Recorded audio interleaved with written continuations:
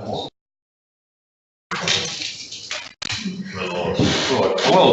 good afternoon, everyone. Good afternoon, councillors, officers, live streamers that have joined us this afternoon for our general council meeting. Councillors, I just wanted to probably start the meeting off by just, I suppose, acknowledging obviously the significant weather event that's obviously affected North Queensland. I certainly have, as on behalf of our council, contacted Mayor Jenny Hill just to pass on our support, if need be, around certainly their recovery.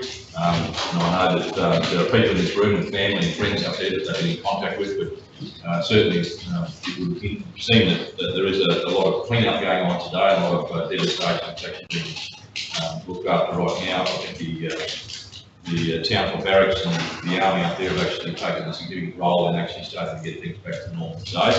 So I just wanted to certainly, on our council's behalf, acknowledge certainly our support, certainly for town, for our other local government colleagues along the coast, and it's not just the towns and city areas that's been affected, but through the CEO, through his colleague up there, and certainly from a council perspective, we've indicated that whatever resources that can practically be offered, if that need be, help there, and I've certainly offered that in terms of a region and a council that has had some experience with recovery, would be very happy to offer any advice and any assistance we can. So we just acknowledge it as well. Councillors, I think we're all present here today, so I think that's good. Any apologies, I think have been noted. Any leave of absence are required going forward? Any of the council meetings? All good? All councillors, well, look, we have Pastor Steve Jench with us today from St John's Lutheran Church, and he's actually going to lead us in prayer. And can I say that the addition of this certain item that's actually appeared on the bench over here in terms of a gavel that's been accorded to the position over here for our chairs of our standing committees, and certainly for me to use at our meetings, has certainly distracted Pastor Steve already. He has already been looking at the gavel quite longingly, and the reality is that obviously it's gavel envy. That's it, right, gavel envy, which can manifest itself in the summer season. But the reality is that obviously we thank certainly Graham Cypher and his woodworkers locally, and I think certainly our CEO Scott Mason and others have had a bit of input into making that a part of our furniture. That is part of the tradition sometimes of our chairing, and obviously we've got that here today. But Pastor Steve, don't let that distract you anymore. I've obviously got that under control, but look, if you could do this. I'll begin in the name of the Father, and of the Son, and of the Holy Spirit.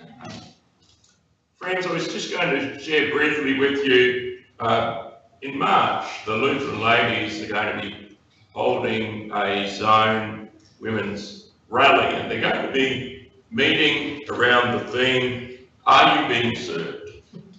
And so I needed to get some thoughts together for this. So I started doing a little bit of some research in the New Testament, and I was surprised what I found. I found that the Greek word used in the New Testament for serve and the Greek word used in the New Testament for service often are translated using different English words in the English translations that we have.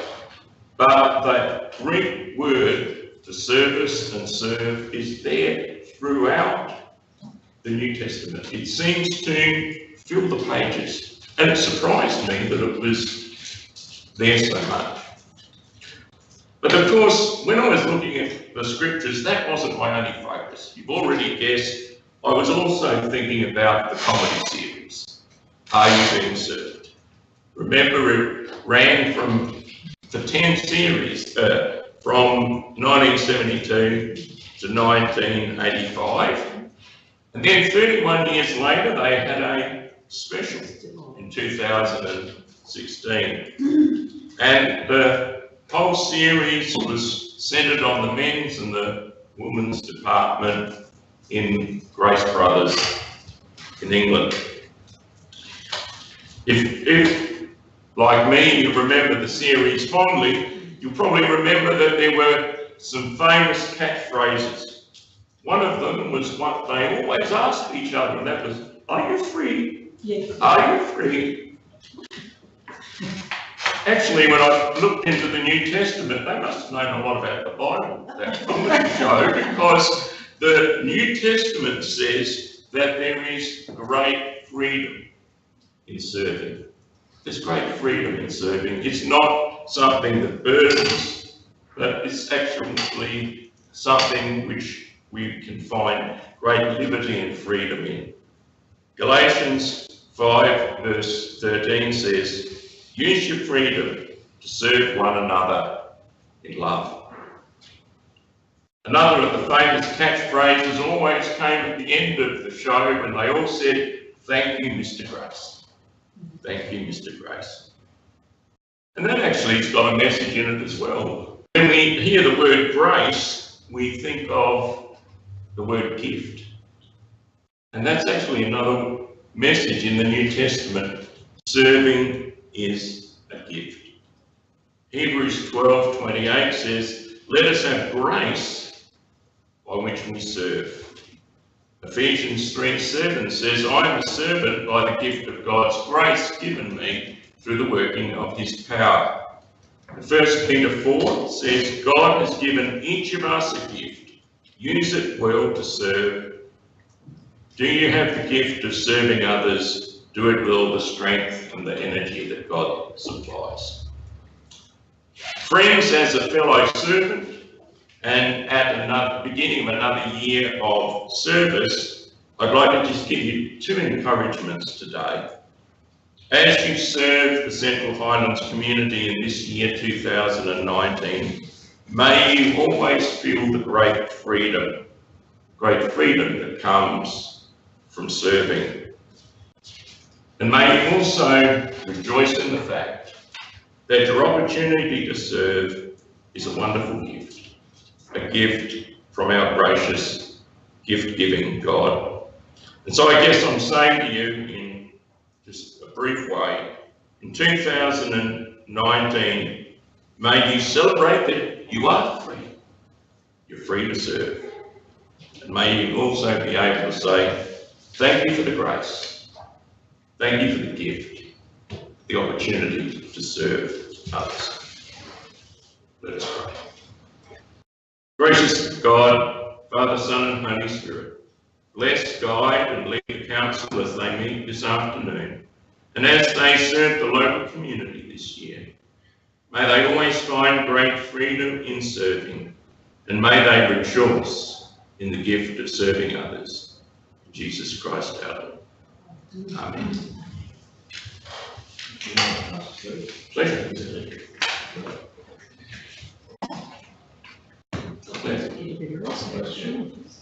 Thank you.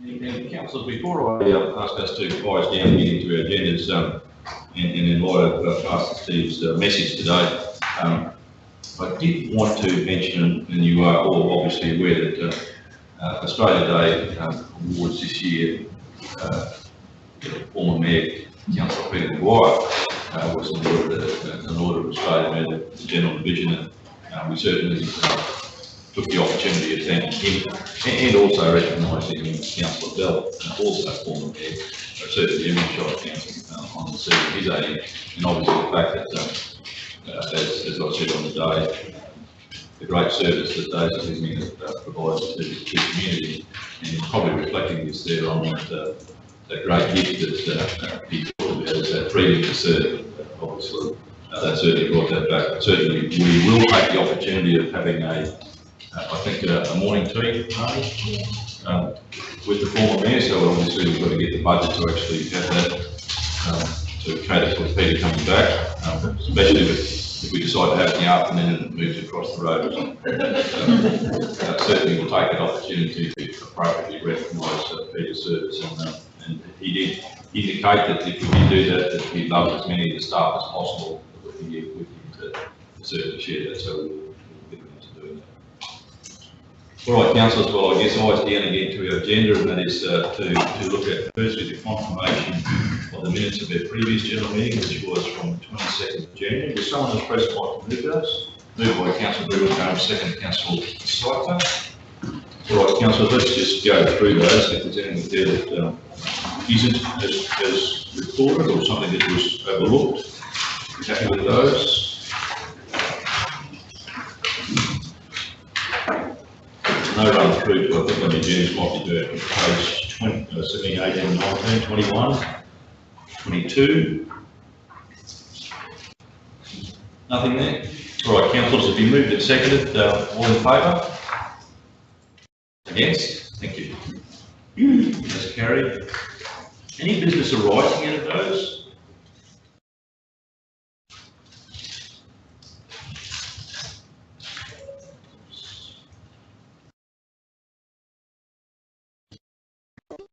Really not that long ago. All right, councillors, no business arising out of those. Review of those outstanding meeting actions.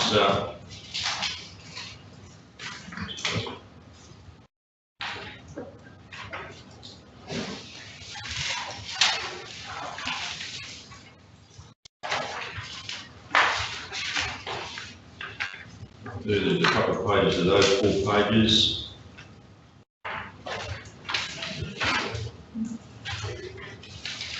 Nothing there that's running with attention. All right, councillors, we'll move on. Sorry, Councillor Nixon, sorry. Just that code and Warwick gravel side.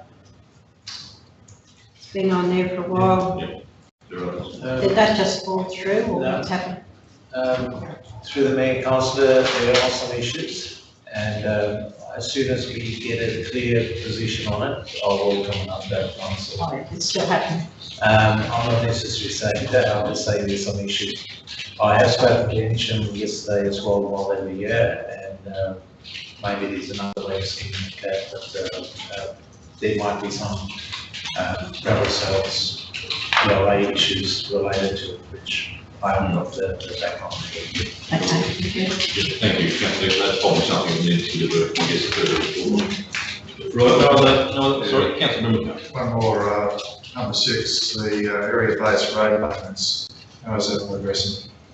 I needed, council was going to ask me, and I did try and get a hold of Jason Julian, and he has not come back. I was led to believe the tender went out last week. I'm not sure, I cannot confirm it. Unfortunately, but I was going to ask him, I'm just sure I'll do that as soon as I find out, I'll give you. All right. Any other business? Oh, sorry, councillor Smith. It's not ideal, I'm running it now, I suppose, but just in relation to material personal interest, conflict of interest, personal gifts and benefits. You'll recall there was the matter in relation to the GPC clinic, and there's some discussion about my interest.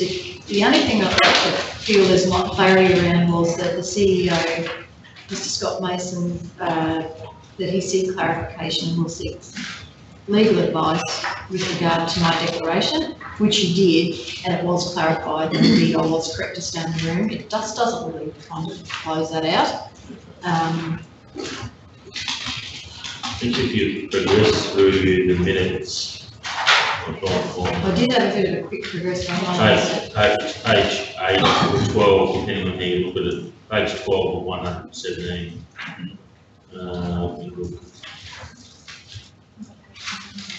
Page 9, I think. It says, Chief Executive Officer S. Mason provided update on the legal advice. Thank you. Thank you. Yeah, there was a bit of a gap there, I think. Yeah, I just had a quick scan on Mr. Scott, so thank you for that. Thank you. If I can, Mr. Mayor, back to the resolutions register. There has been activity on those salmon coloured items that say not started, so the organisation's not doing itself any favours by not putting some content or status in relation to some of the activity that has occurred, so we'll seek to address that at the next meeting, because it's not as though nothing has happened. It's just it's that onerous duty of having to update that amongst all the other responsibilities that managers and general managers have. It probably is a painful exercise, but it's an important one because it's our communication to the council on the implementation status of the resolutions and the decisions that are made here in the boardroom. So it's an important thing. So we'll try and tidy that up between now and the next round. All good? All right. Upcoming agenda items, is there anything that people need to add to that or seek amendment to? There was a couple, we did make a couple of notes to, I think, the communities agenda this morning. Accidental, that's correct. We actually put a couple more agenda items in there for forthcoming meetings. There wasn't community? No. Apologies. Oh. Plans to do so. In regards to our open spaces? Yeah, and our strategy. Yes, Yeah. that was about it, Yeah. an update. But I guess the point is, that's the sort of things we need to bring, we'll get them on the agenda items up there. Yes, please. Yeah. Thank you. All right, councillors, material personal interest, conflict of interest, personal gifts and benefits. Councillor McInerney, do you have a? Yes, I'd like to declare an interest in item 14.1, decommissioning of a runway. I declare that I have a material personal interest in this matter as defined in Local Government Act 2009, Section 175B. As I stand to gain a benefit, depending on the outcome of Council's consideration of this matter. I stand to gain a benefit because my existing premises, or I believe it even could be owned in my wife's name, I'm not 100% sure. It is. Thank you. Did you double check that? So do I need to make that declaration in my wife's name then? And then declare my interest in her. So Tracy, my wife, stands to gain an interest in this matter that, depending on the outcome Council considers of this matter, and Tracy stands to gain a benefit because the property is adjacent or near the airport, or backs onto the airport, and my relationship with Tracy, whilst others, it's pretty good, thanks. Is my wife. I'll be dealing with this declared material personal interest by leaving the meeting while the matter is discussed and voted on. Thank you, Councillor. McInerney, and I'm sure Tracy will be very pleased to hear that. So, but look, Councillor said it's a serious declaration, and we record that. Councillor McInerney's provided a good background there to make sure that that is recorded in the way it should be. So, any other declarations, councillors? Gifts or benefits? All good. So obviously at that time, because Councillor McInerney has declared he will leave the room, there's no determination to be made in that respect of that matter. So when we come to that agenda item, Councillor McInerney will leave the room. Thank you. All right, petitions, Mr. CEO, no? No, there's none on the table. Thank you. All right, getting on our reports, we have our first report is on page 24, which relates to the Central Highlands Regional Council quarterly report. And that comes under the corporate services area, and I think Scott, you want to speak to this? Yeah, I will, Mr. Mayor.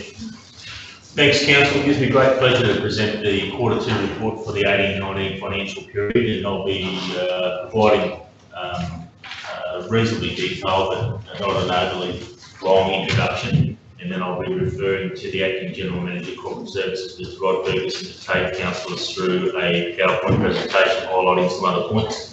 And you'll notice that as the entourage assembles, there's others available that may be required to answer questions that the council have.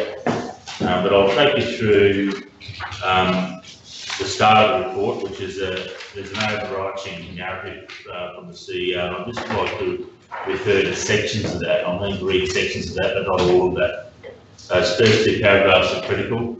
Our council is committed to continuous improvement, a sustainable future and efficient investment in our communities, and we operate with adherence to the values of respect and integrity, accountability and transparency, providing value and commitment and teamwork. Results are important, being effective is important. This report demonstrates accountability and transparency, which are core values at CHRC. The contents of this report, council, is listed further down at page 24. There's the operational plan results, our details about our operating budget performance, our capital budget performance, corporate plan KPIs or performance measures. There's corporate KPIs which are under development, and we'll take you through that section when we get there.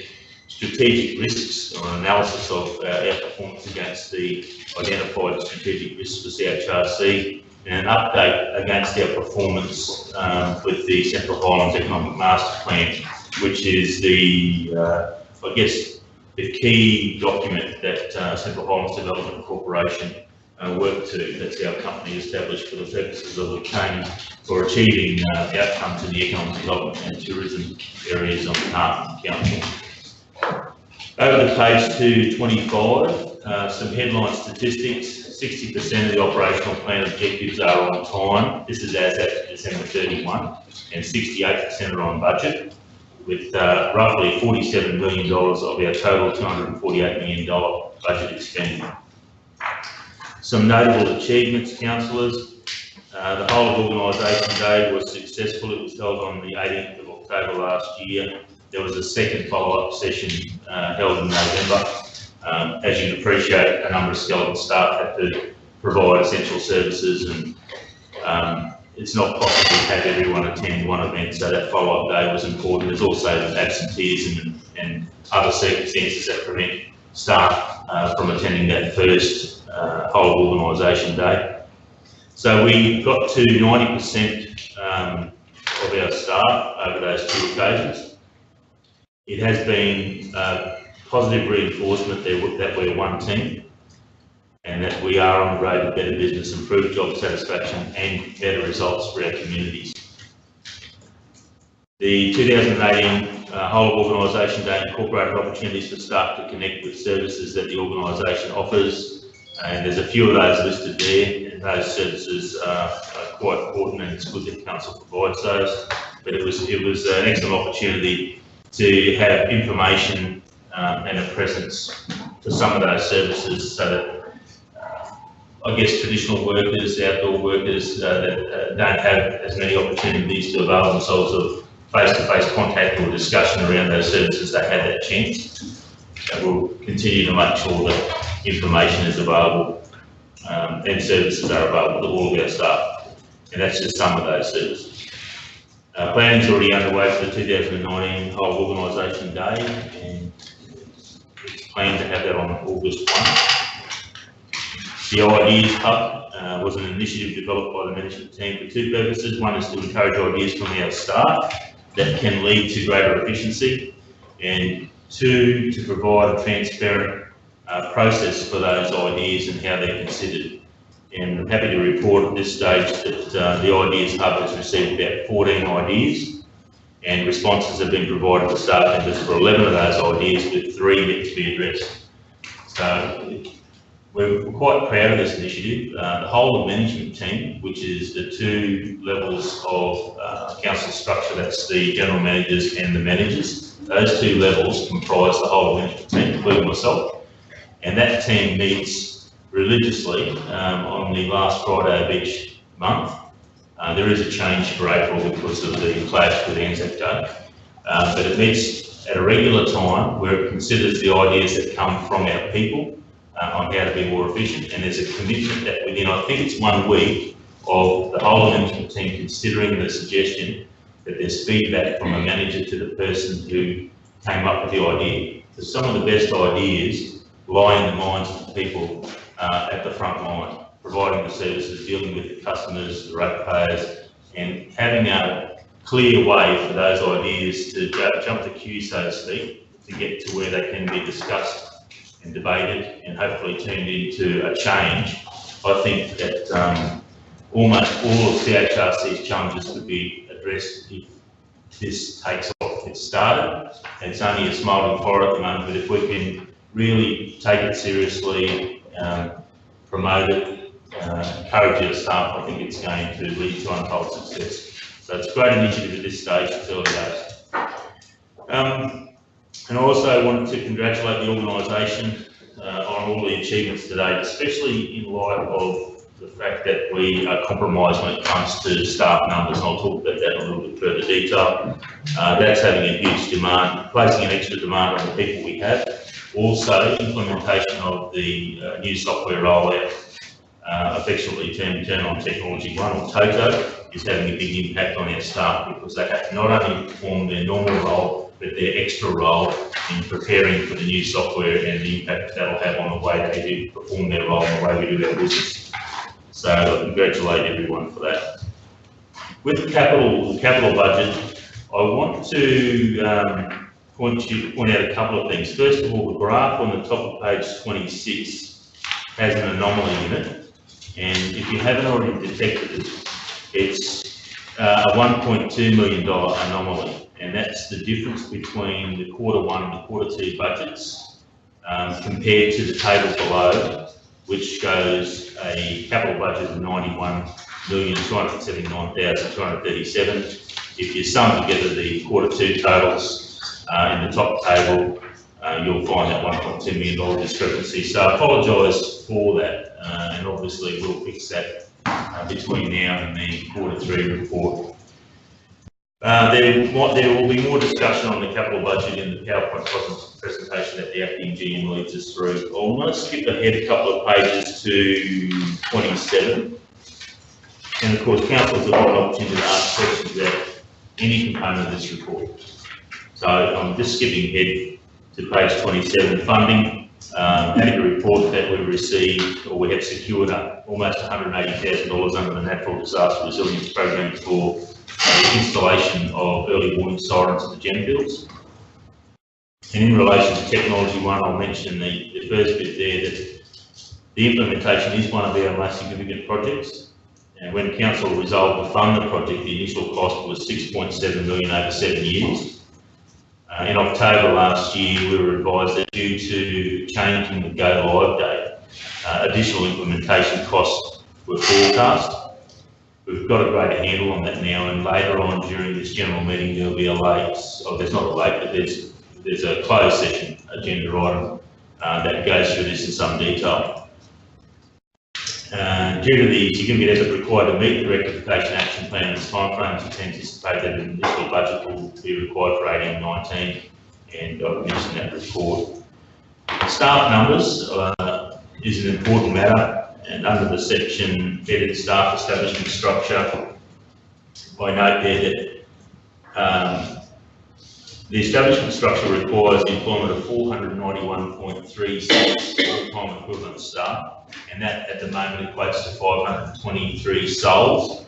At present, we're technically short 74.65 FTE or 79 people, and that's a big number. I note there that there are arrangements in place for 80% of those vacancies. So they're short-term hire arrangements and people from labour hire companies that are filling those roles in a temporary nature until a permanent recruitment solution can be found. Also note too, to moderate that figure of 79, that there is reform occurring within the organisation, particularly in the Infrastructure and Utilities Department, and by holding 25 of those vacancies, it means that we can provide a convenience to those that are displaced. It gives us the flexibility to rehome people through that reform process because of those vacancies. So while it's been difficult to do without the people, it's going to help in terms of finding them an alternate role as a result of some of the reform, which is around the road train, rationalisation of the road train fleet. Concern exists around the real need or validity of a quantity of long-term vacancies. So these have been either hard to fill vacancies or vacancies that the organisation hasn't actively sought to fill for some time, which raises the question about are they really needed? And it's important that, like any business, council has to be as efficient as possible. That we review those 13 FTE to determine whether or not they're genuinely required. If they're not genuinely required, then an outcome could be that the establishment structure is reduced by that amount, which would translate to a longer term cost saving. It's hard to say what the outcome is yet until that work's carried out. A further improvement has been enacted for the HR team to provide an end-to-end recruitment service, which will lead to quicker recruitment times and faster placements. The Human Resources team also intends to outsource the recruitment for the hard to attract and other specialist skills roles. So recognising that trying to recruit for the quantity of positions has resulted in some change. That pressure on the organisation means, number one, we need help. We can't do it all on our own, particularly for those trades, those hard to source positions, and also changing that internal process so that HR have more autonomy or control over the process. And without going into too much detail, the way we did it before relied on a significant amount of input from the business area that required the staff. And as you can appreciate, when they're busy providing services and dealing with a greater than normal workload, it seems possible that stopping doing that to focus on recruitment, which would ultimately give us the greatest relief in the long term, sometimes gets put on the back shelf. So sometimes it could take as long as 4 to 6 weeks to work through a shortlisting process and arranging interviews. And in that time, you lose people, particularly if they're looking for roles, they're applying with other organisations. So with HR controlling that process, we'll be able to, if that will force the organisation to work to the tune of HR, in the sense that that business area will have to drop what it's doing to fit in with the recruitment process, interviews, the reference checks, to get to an outcome where we're hiring someone. And we're optimistic that will have a big impact on closing the gap of those vacancies. And I'll close the narrative, Council, by expressing that our focus areas are to shore up our human resources while embracing market support to ensure delivery, and we'll continue to focus on our people. They're our most important asset, on their safety and on bolstering the culture to ensure that CHRC performs well. Council, I might jump, if I can, to that way I'm not coming back in over the top of the acting general manager, but I might take you towards the end of the report, which is an assessment on how we're doing against the economic master plan. So if we could steer you to page 40. And it's great that we've got the general manager of CHDC in the room too, in the event that there's any particular questions around what we're achieving against the CHEM. So I won't go through this in great detail. I'll pull a couple of highlights out, but underneath promoting comparative advantage, regional branding, the livability video has been produced, which is excellent. And number 5 under the CHEM is improved connectivity, and we've had a very successful paddock port supply chain forum held late last year. Over the page to focus area 6, which is increasing the ease of doing business. And under small business support and education, preparation is well underway for the 2019 AgTech event. Many businesses have been visited during the 18-19 year by a business facilitator, in fact 89 local businesses. This is as at December 31, so obviously with this report, I guess 90% of it focuses on what's actually happened up to December 31. And the remainder, you'll see some spillover recognition of some things that have happened in January. But as at December 31, those stats are relevant. And the tourism and visitor guide for 1920 has been finalised, which is excellent. And with that, councillors, I'll introduce Mr. Ferguson to take you through the report in a different level of detail. And again, encourage you to ask questions throughout the delivery of the report or at the end, whatever's going to be. Thanks, Mr. Ferguson. Thank you, Mayor and members. I'll continue on most of the slides you'll see within your report anyway. So it's just to outline a bit more about how it operates. The first one, the project prioritisation scoring, is just to give you an idea of the sort of things that are looked at. The capital program is established at budget time. So the table on the right hand side, the function weighting table, gives you the breakdown. You'll see the strategic alignment there, the council's corporate plan, with each of those rated to 5%, risk assessment that's carried out against the project, the cost benefits that will generate from it, and the capability of the organisation to actually deliver those projects. So it's 25% allocated to that delivering function.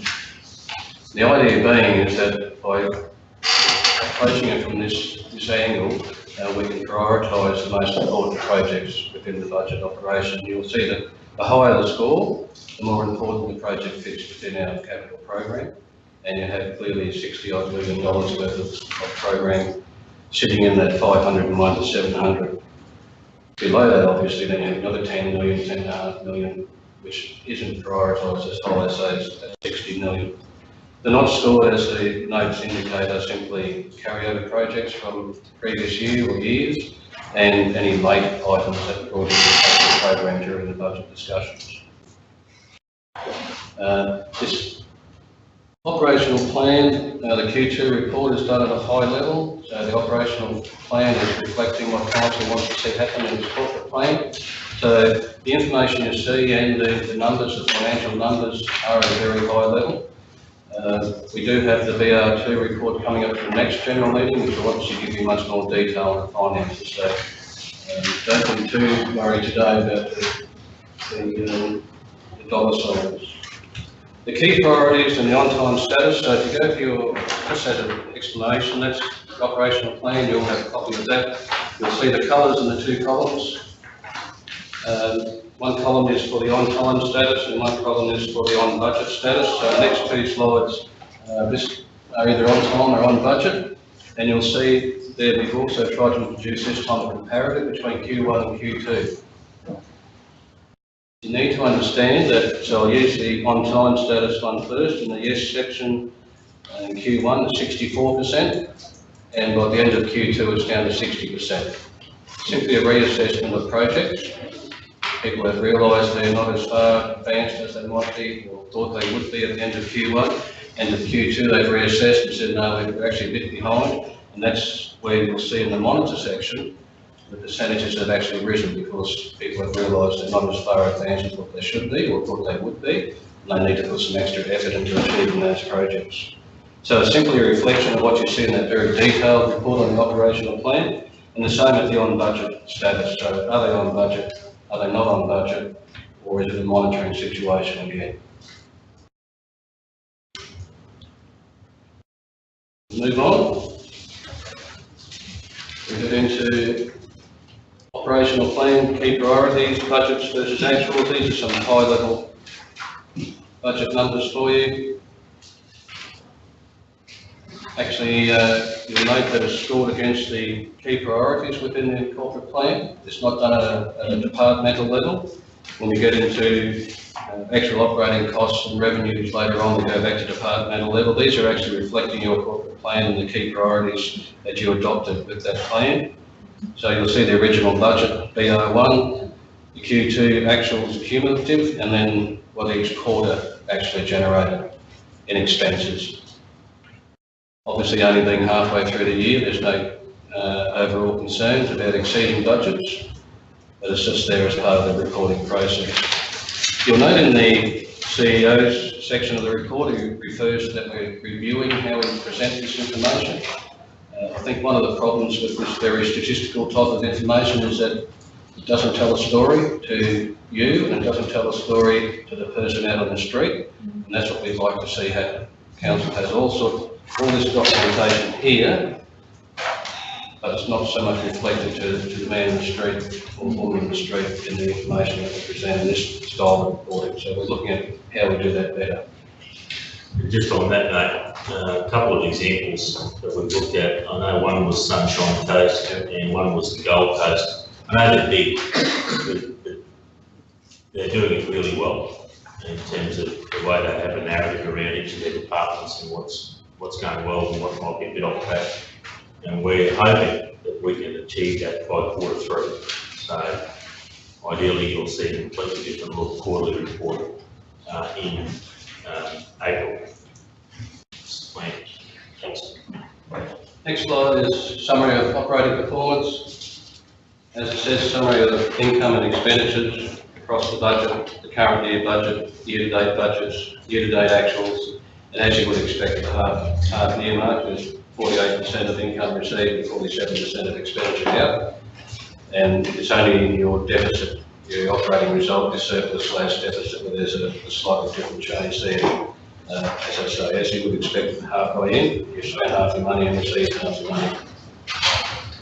Next slide, operating revenue, actually splits it up into departmental responsibilities. Again, you've got the year-to-date actuals, the year-to-date budget, and comparative to last year, year to date, so the blue ones are last year, 2017-18. And then the same with operating expenditure on the next slide. Same comparative data, and again, no great concerns. I'll refer back to the report and just some highlights that were made in regards to revenue being affected, the rate and utility charges capping from the first half of the year. Levy was higher than forecast, therefore reduced revenue from some categories. Fees and charges development activity is currently running ahead of forecast levels, resulting in a favourable variance and will continue to be monitored. Operating grants and subsidies currently marginally behind forecast, primarily related to the Yarmala rail siding project and timing of works. Interest on investments is ahead of forecast levels. Sales, foreign sale yards income exceeds forecast revenue. This is also offset by increased expenditure and recoverable works behind forecast levels of both income and expenditure, apart from Main Road's performance contract works which are running ahead of budget. That was on the revenue. On the expenditure side, employee benefits generally within the budget, so overtime is currently ahead of forecast levels and continues to be closely monitored. Vacancies across the organisation have contributed to the favourable variances. Materials and services are under budget, primarily associated with delays in delivery of recoverable works in the Yarmala rail siding project. Costs are above budget for operations, with significant component of costs incurred in advance of revenue due to increased crushing activity. Depreciation expense within budget forecasts and finance costs, merchant fees are marginally above budget forecasts. And we move on to the capital reporting. So as I say, this is very high level again. More detail in the VR2 report. So this is not broken into departments, cost of the whole organisation, and we've just tried something different there, breaking it down progress, project progress status. So not commenced, design, planning, construction, complete, on hold, and the total. And you'll note the difference between Q1 and Q2. So we had discussions at last general meeting about some projects pushing out into the next financial year. And that will come out in discussions at the VR2 report. And again, you'll see how the shift happens between each of the different stages. So the not commenced back in Q1, there was 19% not commenced, now it's down to 15%. Design was 11%, now there's only 5% of the design phase. Planning 43% back at Q1, now there's only 18% left in the design area. But you see the ramp up in the construction, 26% up to 56% of projects actually under construction at this time in time. And you see overall the total expense budget, 98.1, and at this point in time, subject to discussions next week, looking at 91.7. So very high level. Certainly if you have any questions about it after I'm finished here, the individual ELT members will be able to outline what impacts in their area, but I would suggest you wait until that VR2 report at the next general to go through that in detail. Then there's strategic risks across the organisation. You have a summary sheet, that's what appears on the slide, and then attached to your report also is a detailed report on each of those identified risks. Nothing negative in regards to strategic risks. Some have moved in positive directions, a couple have remained static, as they are. We've had a good review of those and there's no concerns within there. The ones that have moved, it's always good to see when you reduce those risks. But no concerns, but again, there's more detail within the attached report as well. And then following on that, there's no slide to go with it, that's the end of it, but within the report you have your performance measures for the key performance matters noted in your, the key priorities noted in your corporate plan. That's running through pages 34 to 38. I just want to draw your attention though to the bottom of page 38 and on page 39. So ELT has been working to put together a series of corporate key performance indicators. We did have a look at putting a table into this report this quarter. Some of the numbers just don't add up at the moment. We don't want to give you something that's misleading or give the community something that's misleading, so we pulled the actual table out. I wanted to let you know this is the sort of work we're doing and trying to assess some KPIs for the actual corporate plan itself. Apart from the performance measures that are identified in the plan, these are more what we would call realistic we can use to report back through council. So you'll see those on page 38 and on page 39. And that's it, Mr. Mayor. I don't think there's anything else I need to share, but certainly we're open to taking questions.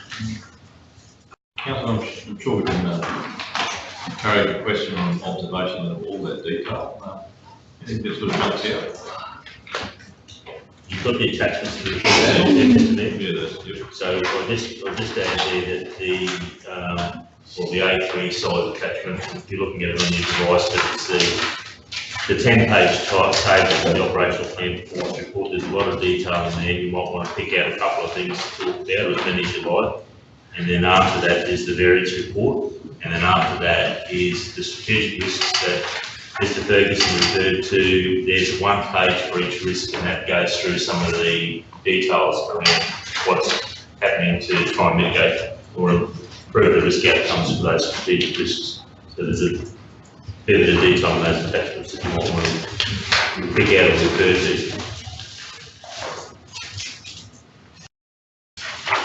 If I may, Mr. Mayor, I think the problem traditionally with operational plans is they do tend to get rather large.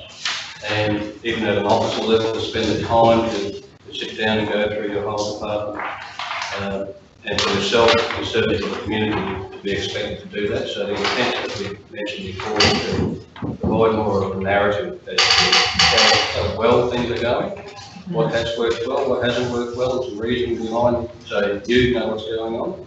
I know you receive departmental updates on a monthly basis, and that can be used to formulate this quarterly report. You'll still receive the high-end statistical charts and graphs as you do now.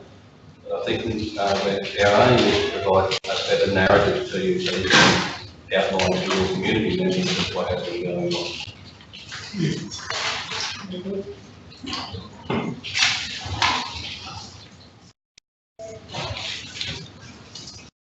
I have to ask a question, Mr. Mayor. Just going back to page 26, and I know it's something we talk about all the time, this is blue sky projects, and that you've got there's 91 projects ready to go, shovel ready. And we've got a list of them, or could we get a list of them, please, so let us know which ones have been progressed to that extent? I've done a report to LT on the what I call the GBA performance plan, because they basically had to review all the projects they picked up and given me a rules program basically. So whether that's going to have any benefit, I was not planning to bring it to a council meeting, but I think what Councillor Nixon's referring to through the mayor is we've made a commitment at the January meeting to, given that the concern around the deliverability of the capital program, we referred to the 300 projects.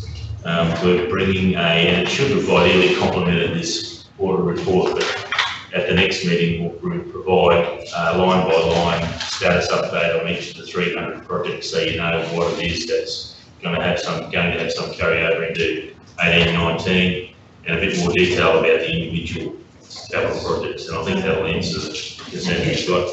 And then obviously those 91 projects that are being managed by the outsourced solution, you'll be able to see those, which ones they are. That'd be good to know. You know where we're going. So that's a commitment we made in January that we've got to follow through. Thank you.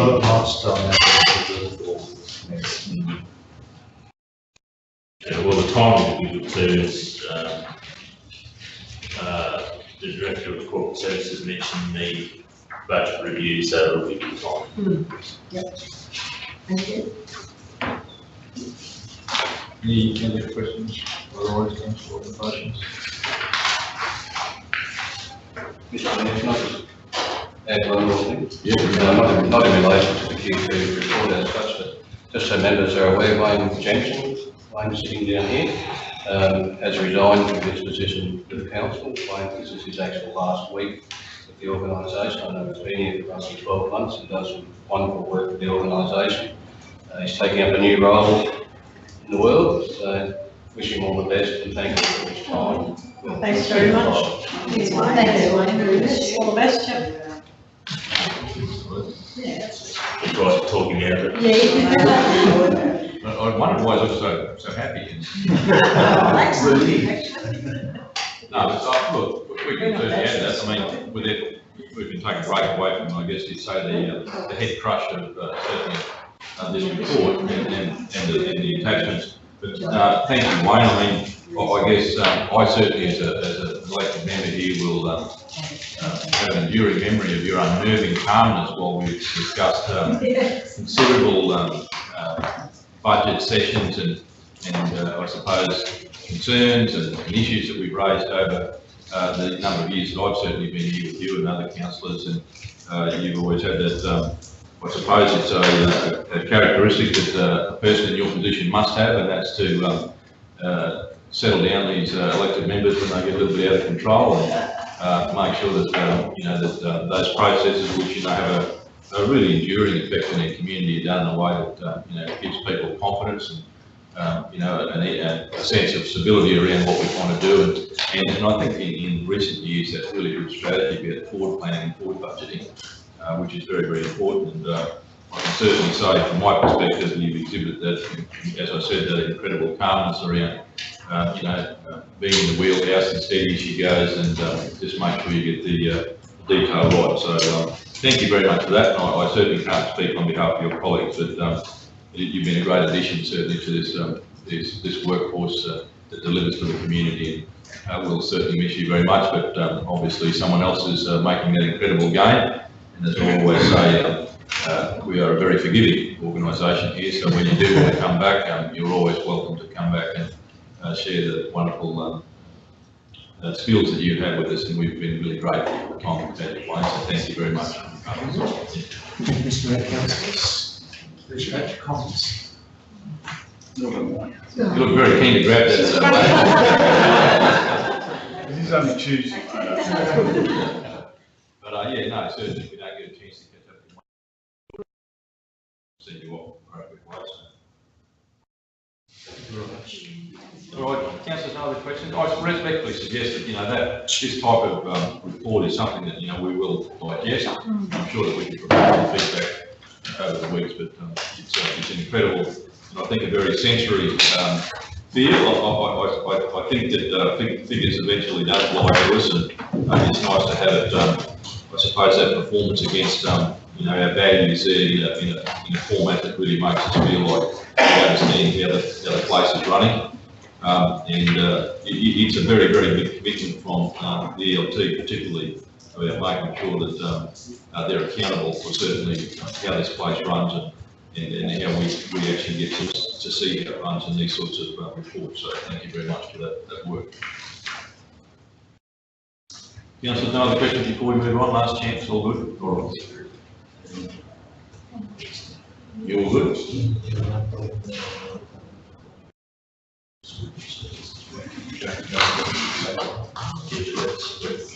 That's all right. Just want to make sure. Yes. Sorry. No, you're all right. Yeah, there is a resolution. Okay, so there is a resolution around that report. I'll read that to you.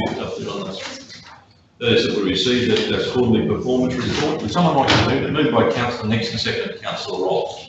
So it's been moved and seconded. So councillors, all in favour? Against? Carried. Well, it's there, it's good news. Right, councillors, the next agenda item is item 14.1. Councillor McIndoe has declared his interest here in the detail around that interest, so Councillor McIndoe will leave the room and commence your discussion there. And that, councillors, is under the authority of Michelle Webster, who is our General Manager of Customer and Commercial Services, as we all know. And obviously, Solomon Plopper's obviously provided some input in this, but I'll leave Michelle to make those introductions and talk about this report. Thanks, Michelle. Thank you, Mr. Mayor. The report for you, councillors, today is a smaller runway at Emerald Airport, and the report that Solomon will speak to, his report that he has authored here, outline some of our compliance issues with that runway and the future decision in regards to that facility also. So I'll just hand you over to Solomon. Thank you. Thank you. Good afternoon, councillors, my fellow colleague. I think what I'll do is I'll start to say where we are. Currently, we're taking the business bit by bit. We are trying to understand the income streams, the expenses, what drives costs, what are the possible, when we project it, what will be the possible pinch points in the future. One of the things we're currently looking at is the cross runway. That's the little baby strip. When you take off with Qantas and Virgin, it's the one you pass about halfway through. It's not the main one. It's not the runway that you were talking about when you were talking about the runway overlay. So from that point of view, I guess the first thing to note is what is the purpose of that little cross runway? The documentation as to why it was made is, I guess, no longer available. What it's being used for mainly is in times of it being kept, I guess, as a safety margin, especially the small planes. Small planes, when they take off, all planes have design characteristics, and especially when you get wind from the side, the smaller your plane, the more susceptible, I guess, you are to wind from the side, to crosswind. So that runway there are being, I guess, held in hand, lack of a better term, so that if the wind is perpendicular to the main runway, they can turn into the wind. So in a way, it's being used especially by the smaller planes, the general aviation planes, I guess one could say when the weather is not in their favour, and when perhaps they should not necessarily be taking off. Sometimes they use that. That is the reasoning and the use of that runway currently. So when we get to the issue, what is the issue with it? In the main, it's got two issues. The first one is, of course, just like the main runway, the runway itself, the asphalt portion, that has some failures in and deformations. Today we're not talking about that. What we're talking about is the strip, meaning the dirt bit on the side. The function of the strip is, I guess, few-fold. One is, if something happens to you while you take off and land, it's a nice clear place where you can go to and fix yourself up before you get into strife. There are very clear and strict rules to what the strip should look like. The strip is actually there for safety. It has a taking the water away function too, and that's why it slopes down, but the gradient of it, plus the profile of it, is very closely regulated. Now, Emerald Airport has a license to basically do jet operations. The entire airport has a certificate. That means that the entire airport has to comply with the strict rules and the strict regulations. It will become a little bit more clear why I say that later. So over time, that strip has become more and more non-compliant, I guess. You can think of wind and rain. The original profile might not have been the best. So for a number of years now, the annual technical inspections, that is CEDA's independent audits, as well as the CASA audits have flagged, you guys will have to do something about that. So that's where we are currently. The runway, that little cross runway, you can see there's got a little bit of a dirt strip to it. That dirt portion of it had additional issues, and we shortened the runway a little while ago. We displaced the threshold, and we discussed that with everyone, and they were happy with that. So when we became aware of there's work that needs to be done, we approached the engineers. They had a look at exactly what the works are. They priced the works at the scope of works for us. So now we know that the grading, as an example, to fix this slope and the profile of the strip, that will cost us somewhere. The first GHD came back at 450,000. Currently, they say we may very well be able to do it for 480,000. That's the estimates, more or less the ballpark we're talking about. So the airport management team then sat and said, well, if we have to do this, where will we find the money? Is there a business case for it? We tried to look in the numbers for a business case, and unfortunately, there is no business case for it.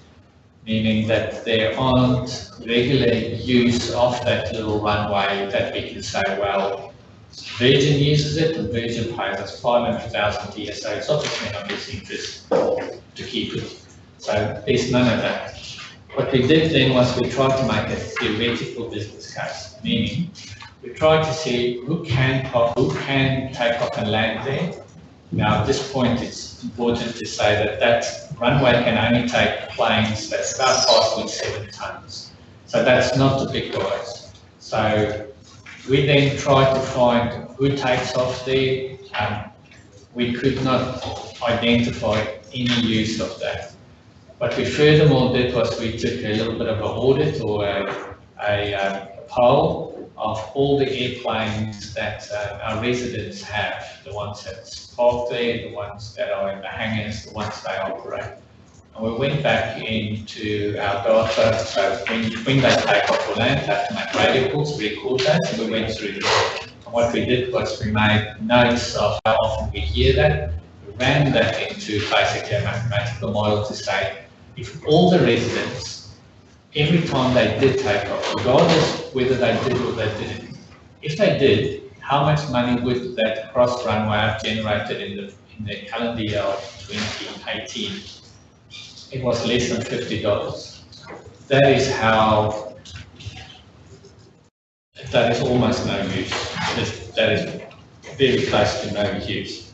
So our theoretical business case to come to council and say, please, if we have budget, we want to do this, and here's the business case.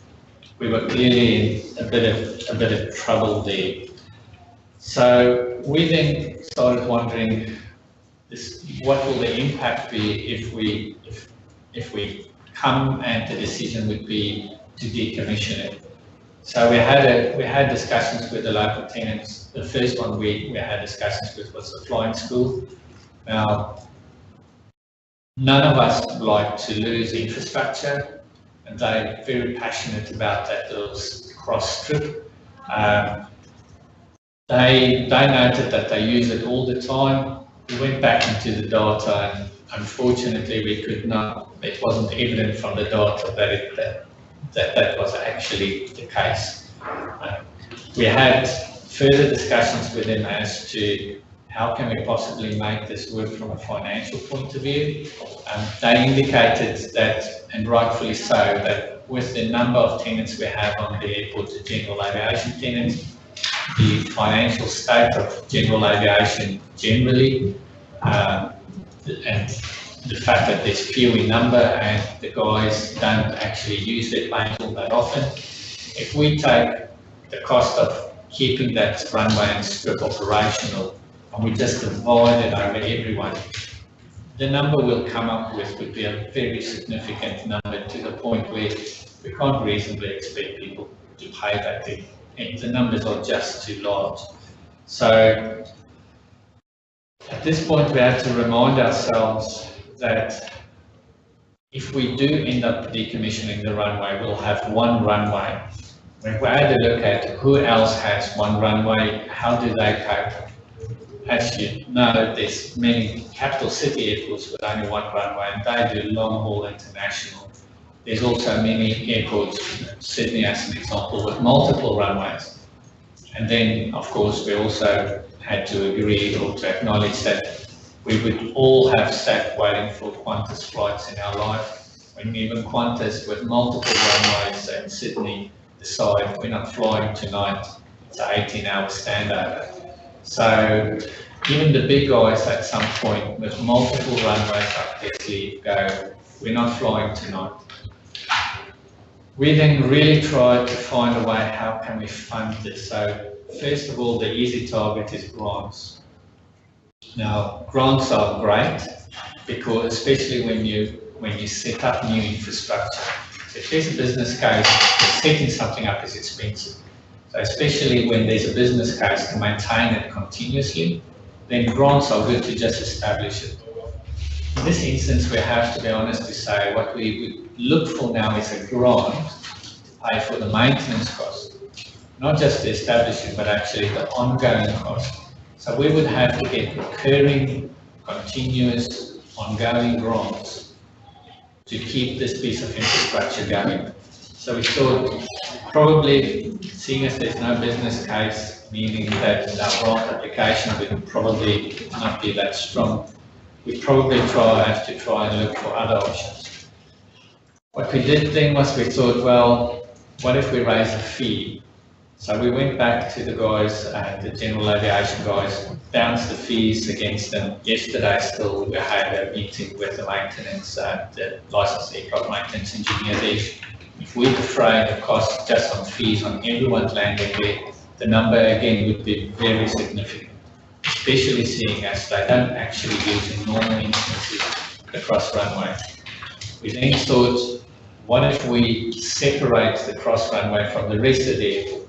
So what if we literally take it off the Emerald Airport license, and we say this is an ALA because that runway do comply to ALA requirements. So we make it an ALA, so we'll have Emerald Airport with an ALA right next to it. So we went to CASA with that. CASA said, no, you have Emerald Airport, this is a runway that interacts with the main runway, you will keep to the rules.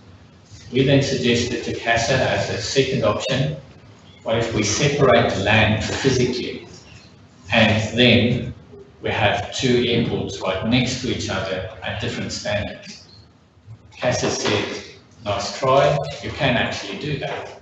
However, what we'll then have is they'll have to issue a new license to Emerald Airport, and all the grandfathering clauses, all the rule changes since the day when Emerald Airport was made will be gone. So we will have to upgrade every single bit of Emerald Airport immediately. Now I must admit, and I'll admit this freely, I did not do the maths. I did not delve into how much that can cost.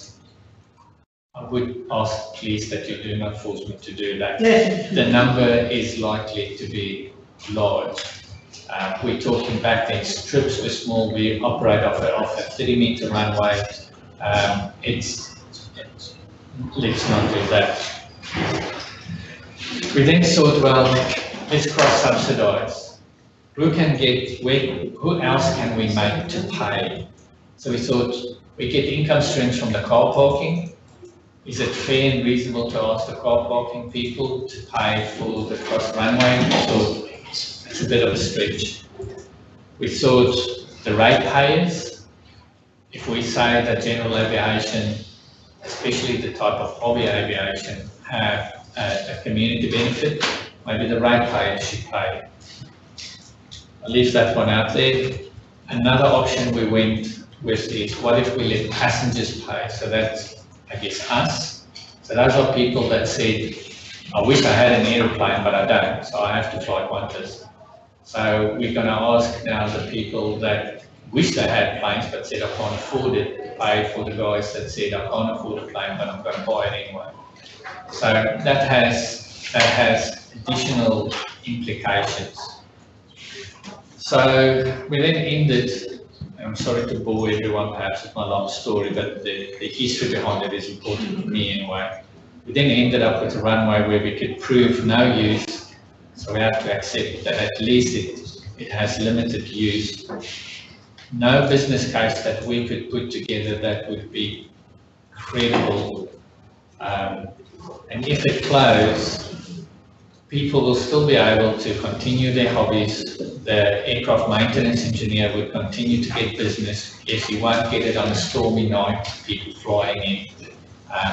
The flight school, yes, sometimes they would not be able to go on to take off when there's a storm or a gust of wind, high gusty winds. So it will have an impact on people.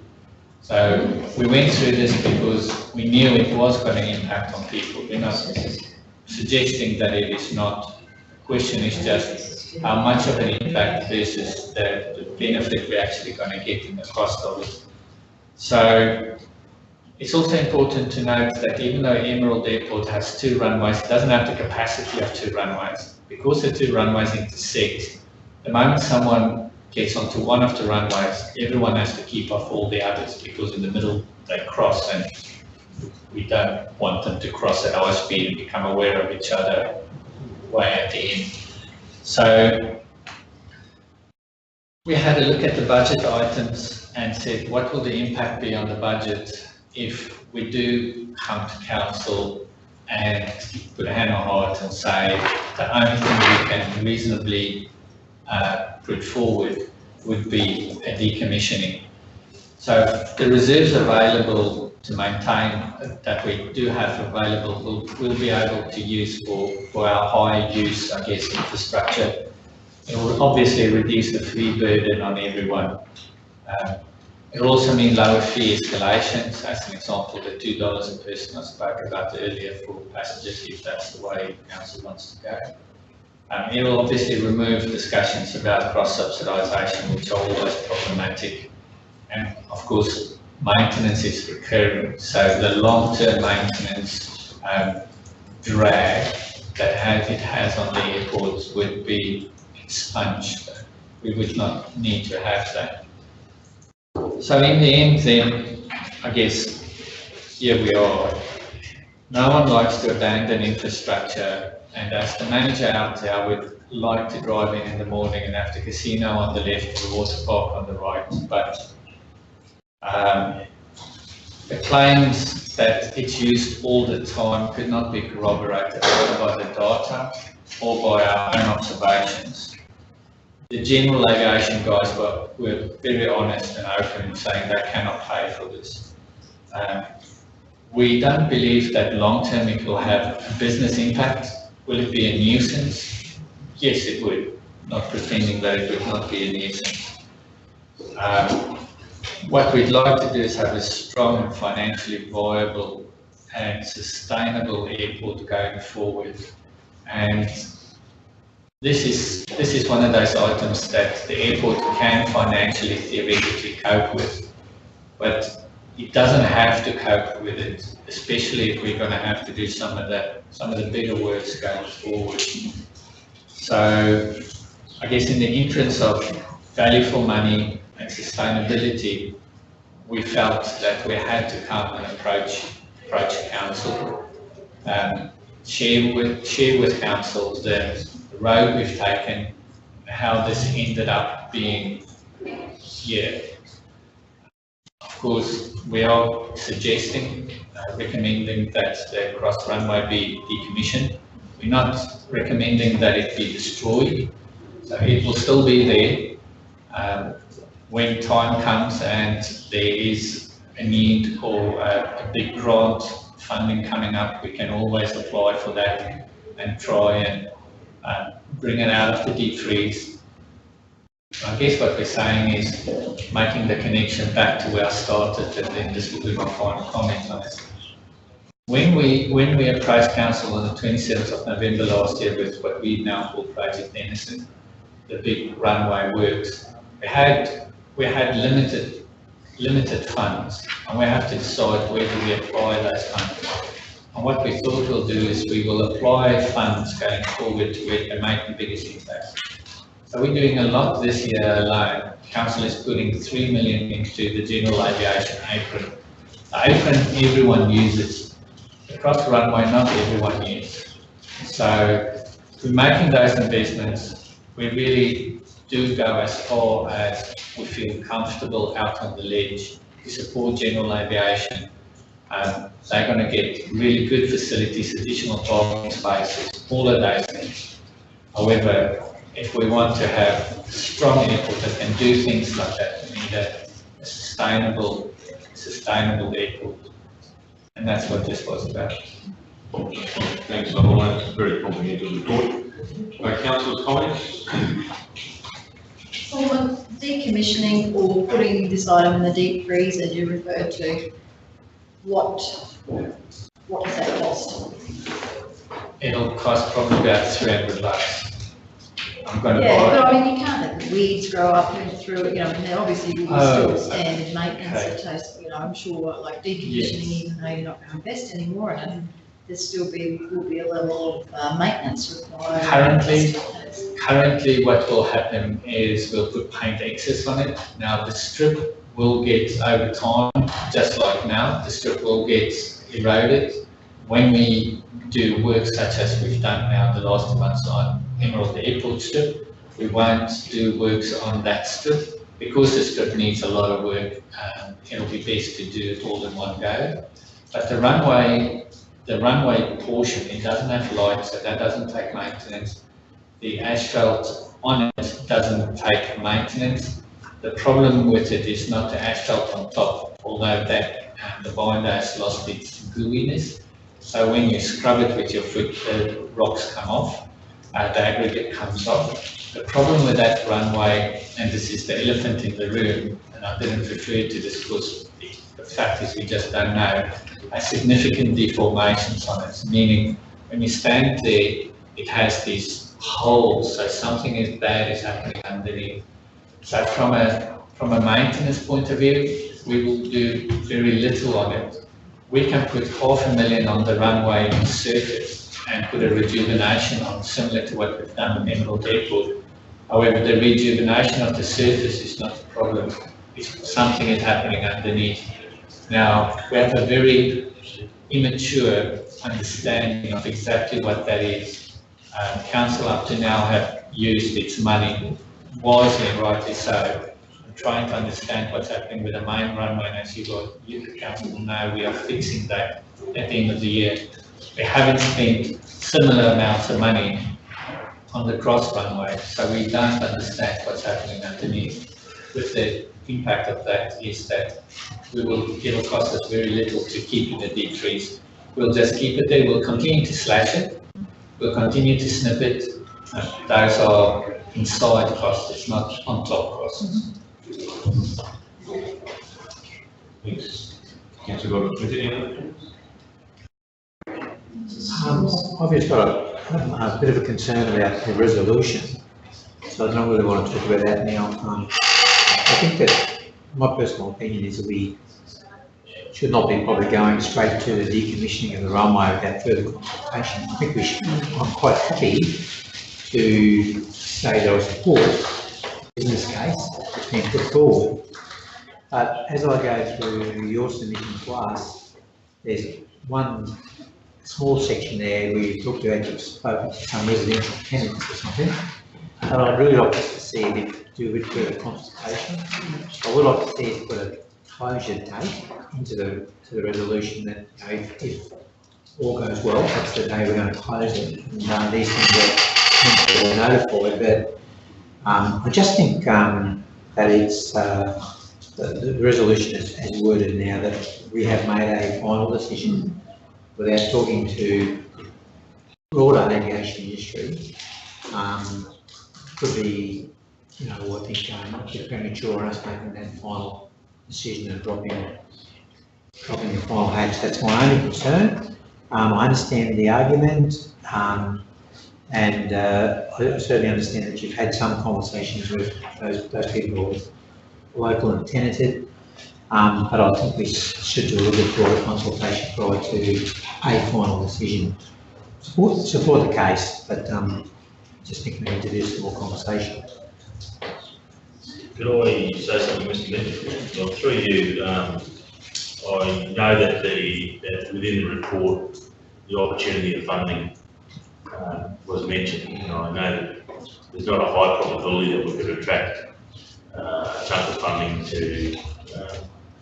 repair the cross strip. But I've just did some really brief back of the envelope calculations with the General Manager of Infrastructure and Utilities, and considering a different type of a treatment, for example, stabilisation. So the DHD quote that's in the report looks at a traditional solution, but if we were to look at stabilising, which would mean using the existing material, importing additional material, and using the fly ash or cement powder to stabilise the surface and sealing, Like I said, back of the envelope figures, and if I just add a bit onto it, for roughly $500,000, you can have a completely rejuvenated strip.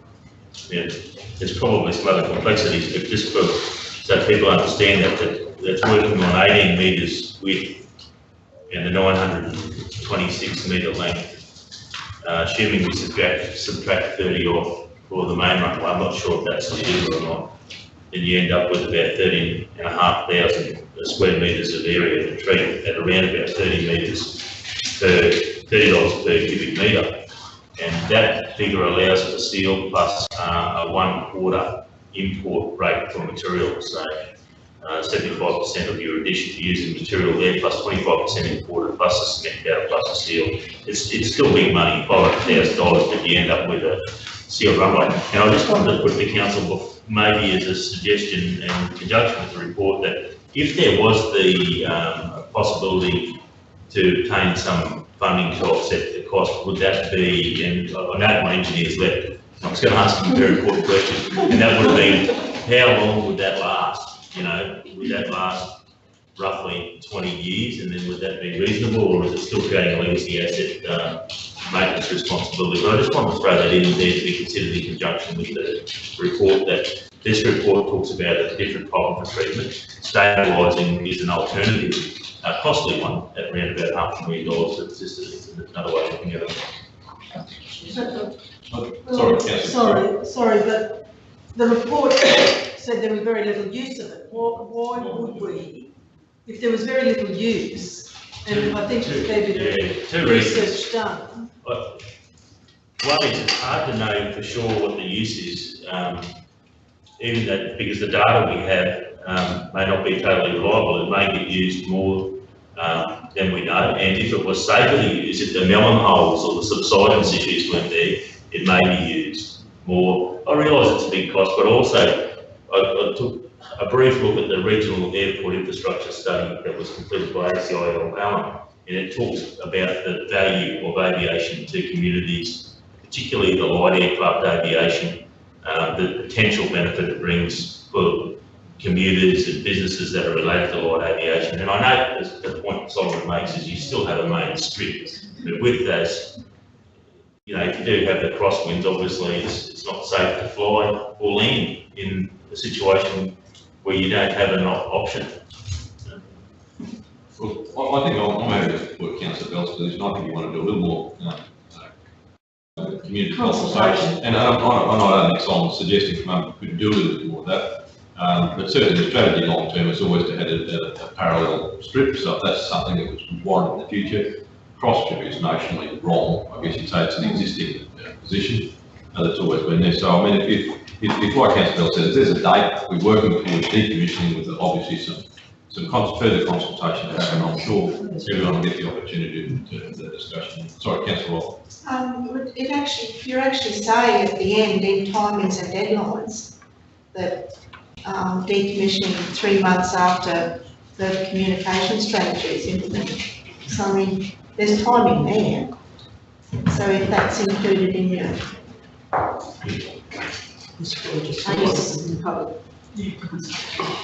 So I guess councillors are happy to sort of work towards supporting the decommissioning strategy on the basis of further consultation with users and stakeholders with a view to the decommissioning date of what, June 30th?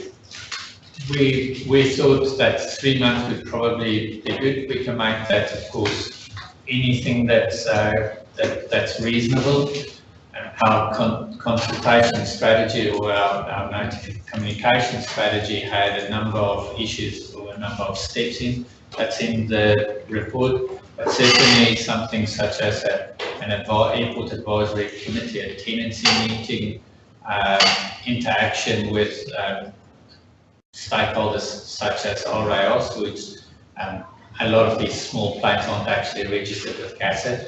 They form more of a club structure, so we can inform everyone of it. The cross runway also will still be there and available. It CASA won't be safe. Right, so something like that. So you haven't got any of that money? Sorry? So what I just said before, no one put that.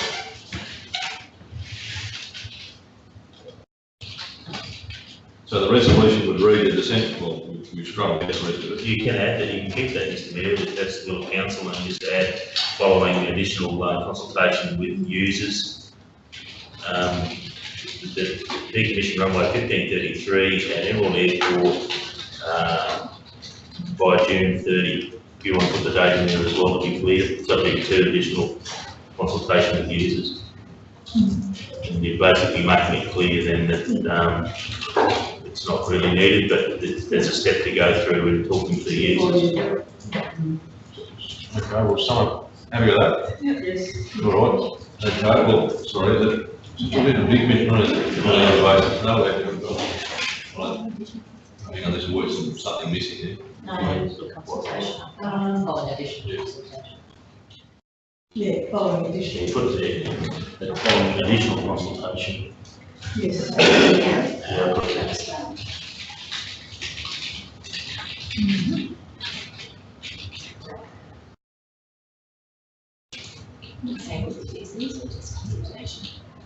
Just an additional consultation.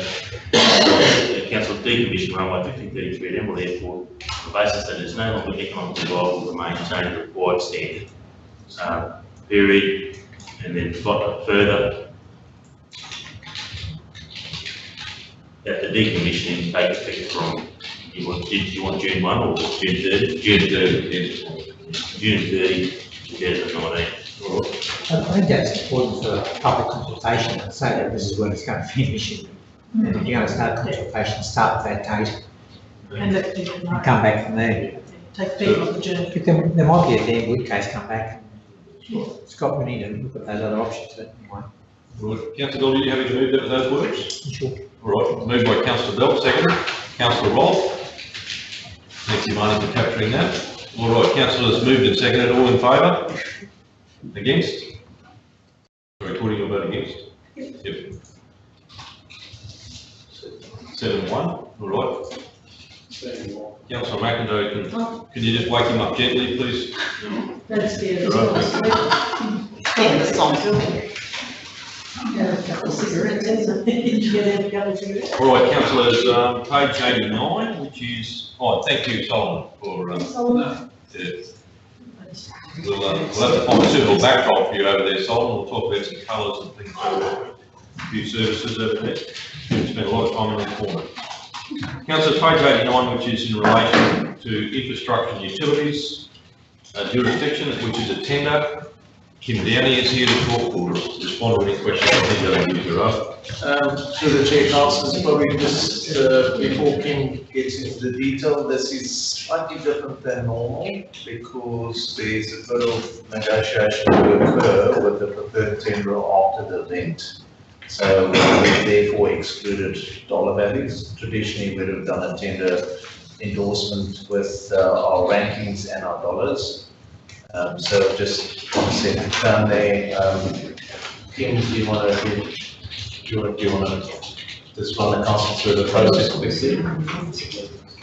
This is the last one, councillors. All done. We call the tender for the NDRRA floodway projects, so that is both the betterment projects and the reaper works on our floodways. Put it out there on the 18th of December, allowed for the Christmas break and closed it on the 19th of January. At close tender we had 4 submissions, and one of those was an alternate tender proposal. The tenders, as per usual, evaluated on price, experience, construction program, available resources and local preference. When we opened the tenders, there was actually 3 that did not conform. And I've just gone into a bit of detail with that there. 2 of the tenderers were missing information. One advised that they couldn't load their tender into LG Tenderbox, which we then confirmed with LG Tenderbox that there hadn't actually been an attempt that they could identify. They did send their tenders through to me in the required timeframe. I would suggest that the Longman person was away that day.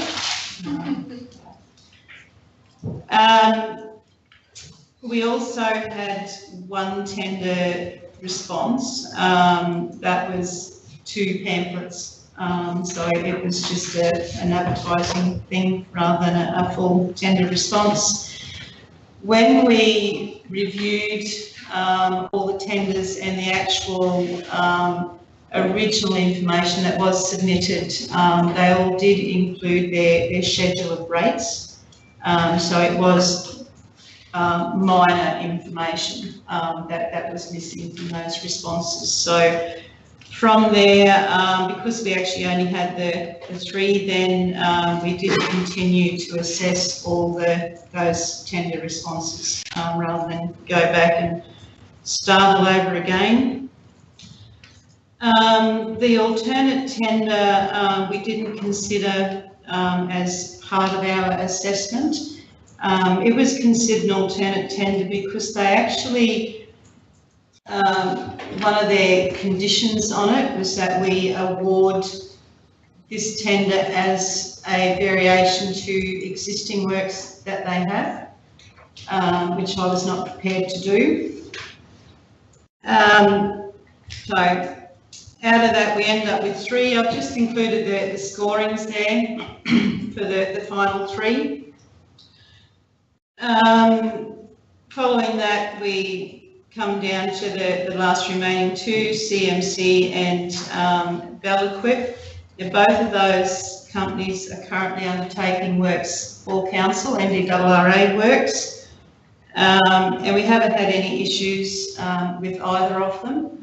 They've both indicated that they have the capacity to deliver the works, but at the end of it all, CMC is the cheapest tenderer. So our recommendation is that it is awarded to CMC.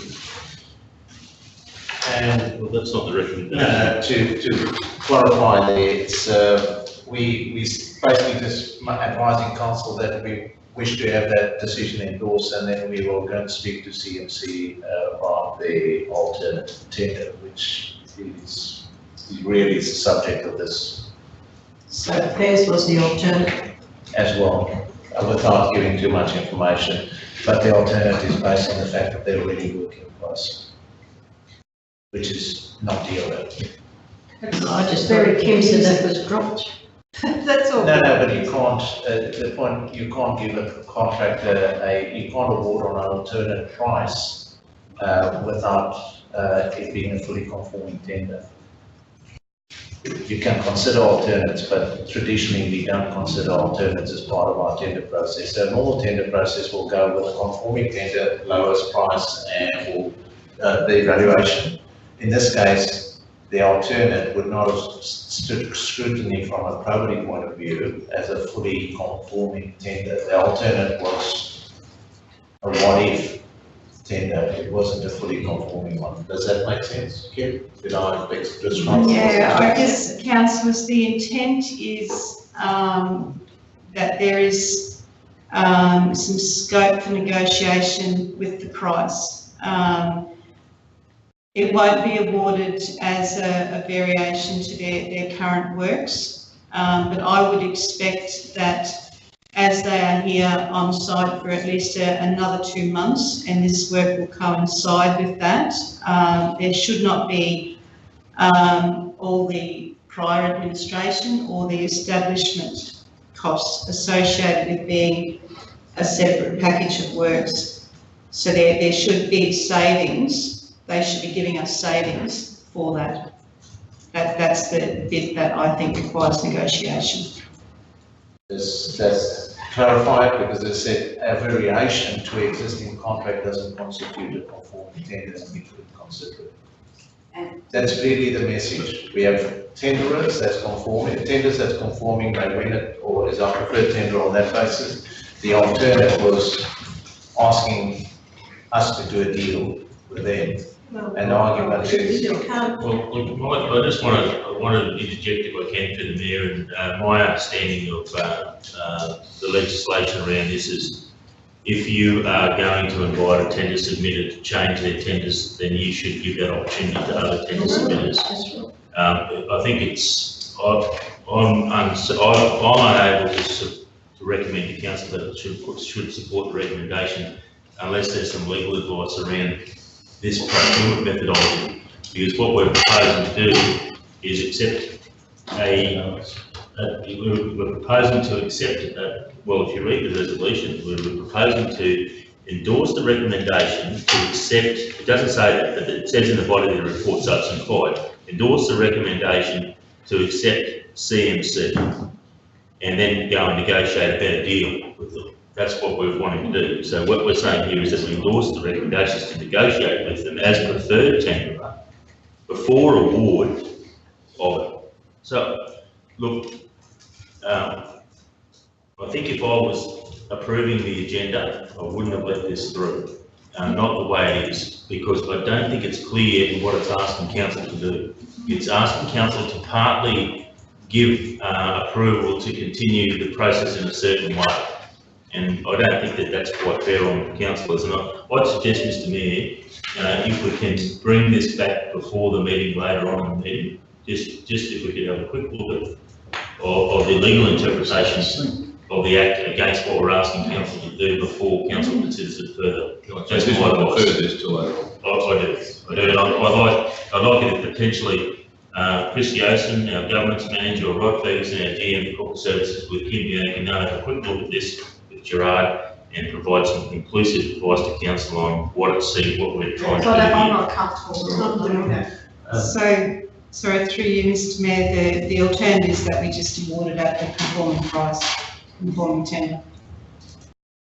As we have with the other That ones. is black and white and clear. I don't think it is, and I've challenged that through the Mayor, because if there's an opportunity to negotiate a better outcome with the tender submitter, Yep. why not extend that opportunity to the shortlisted tender submitters?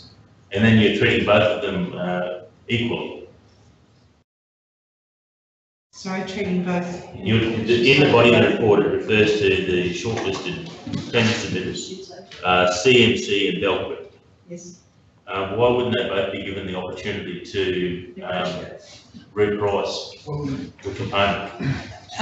The variation in the price, any saving from Belliquip would still be more than CMC's.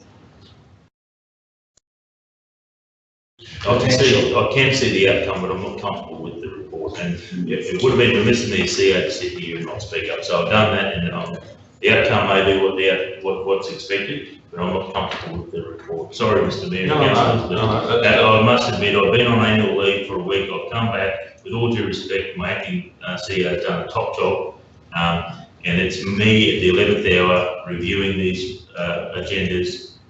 So I apologise for that interjection, but I think it's my responsibility to do that. No, I don't think council is in any mood to adopt that resolution the way it was sitting in here. So councillors will defer that, and I guess if need be, it might be that that resolution won't be put until we get suitable, I guess, to take clarification about the process. This is not an indictment about what you're trying to achieve here. It's about making sure the process is absolutely acutely followed. Yep, absolutely. That's fine. Well, that's what we'll get to in the end. All right. So councillors will defer that. Thank you, Kim. Thanks, Gerard. All right. Now we'll skip ahead to the Chief Executive Officer's agenda item, which is 17.1, which is the Western Queensland Local Government Association.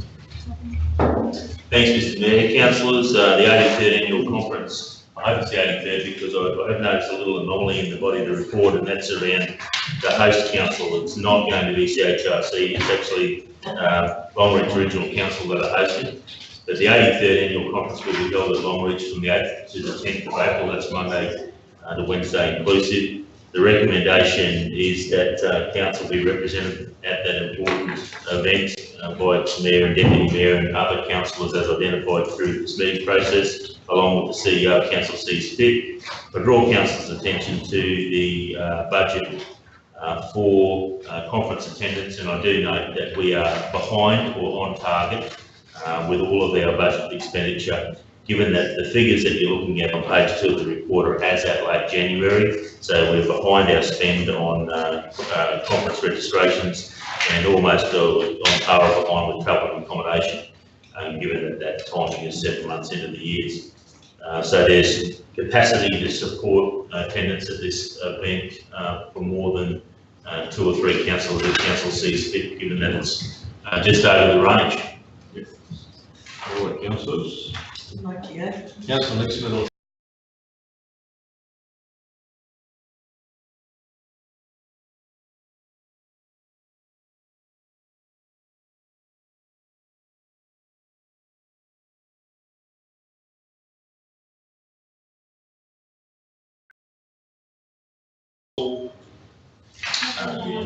Russell Lowry, they've got a pretty good program which they've put together.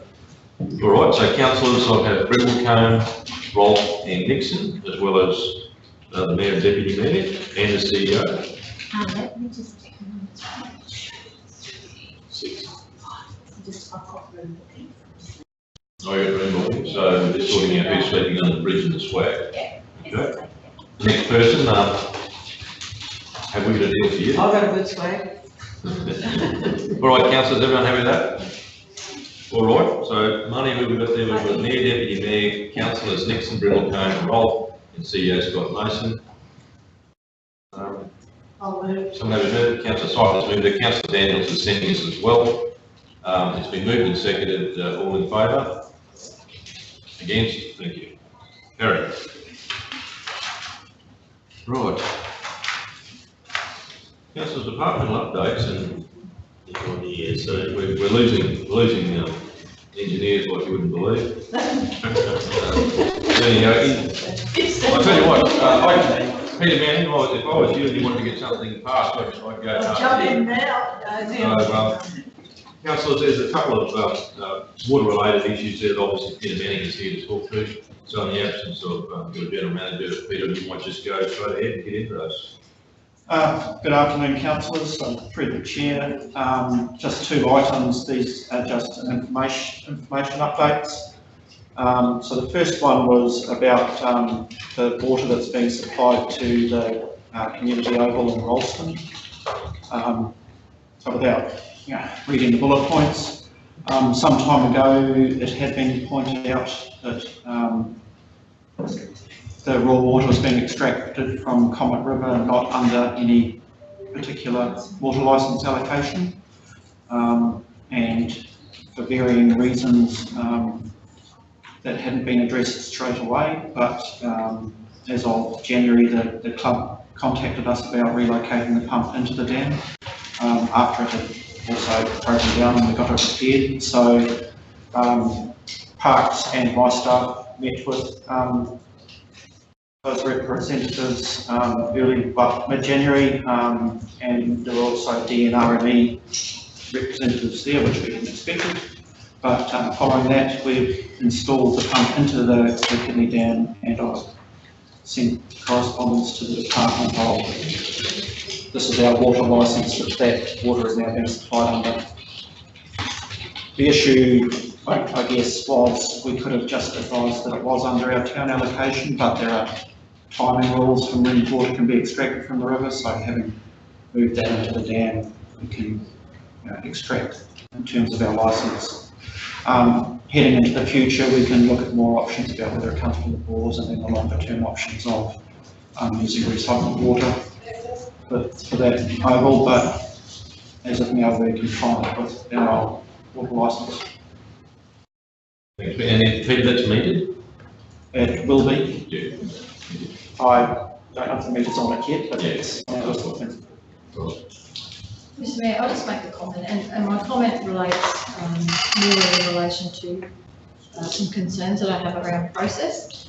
And that is, I have been aware for quite some time that this has been an issue, and I know the council has been aware for quite some time that this has been an issue, the somewhat inappropriate extraction of water from the Comet River. And I'd go so far as to say at least early 2017. And my concern is, I suppose, is back in think it was the 12th of November last year, we received at this council a report on compliance. And the department had been in contact with council during that almost 2-year period in relation to the fact that they, you know, we've been advised that this is not appropriate. We needed to remove the pumps. It didn't appear on any report in relation to non-compliance, and it got to a stage where the department were ready to throw the book at us.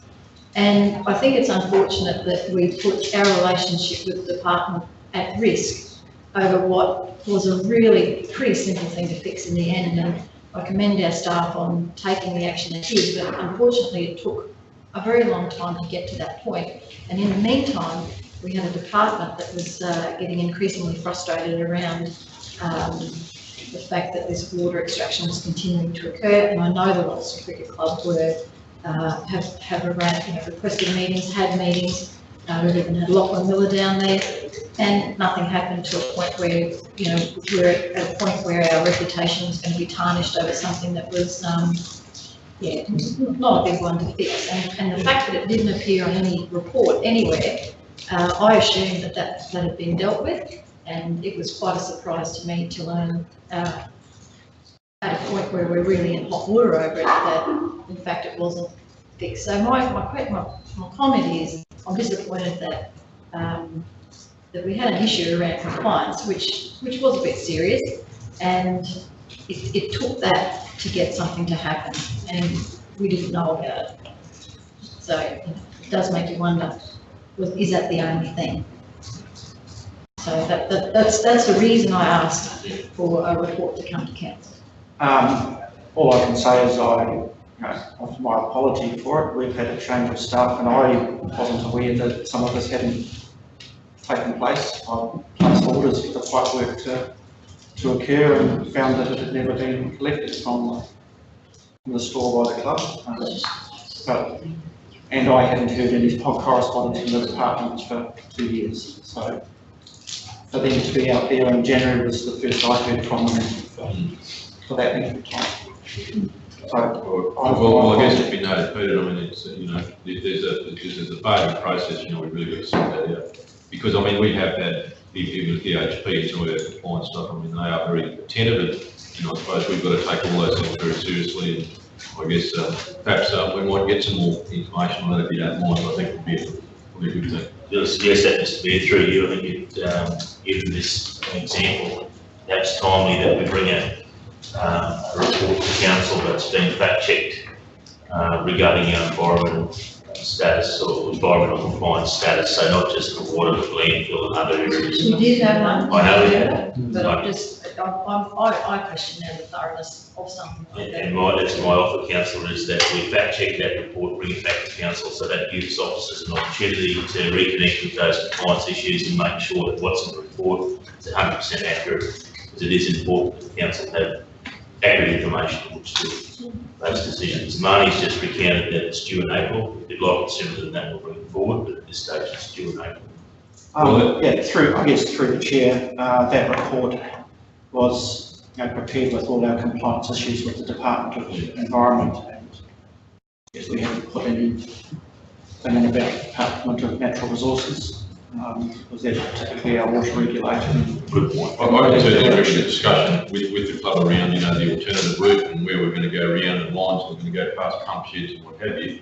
But I, like the deputy, was quite, I was assuming that was being completed, so, yeah. All right, we'll bring that report back in April, is that what we're looking for? If we do that then, Mr. Mayor, I guess we can extend the Department of Environment as a regulator and include other regulators, so it's a comprehensive compliance status report, and not just from one regulator. And I suppose what would be nice is to know where notices around any of these infringement or compliance goes to, who deals with those.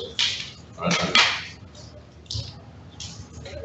All right, Peter, next part. So the second item is just an update that Jeffrey Kavanagh and myself attended Sunwater customer consultation meeting again in the middle of the month.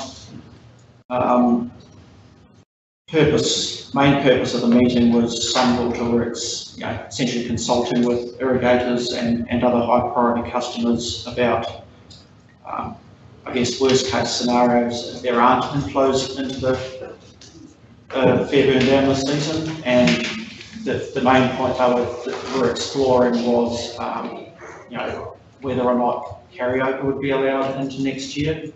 There was a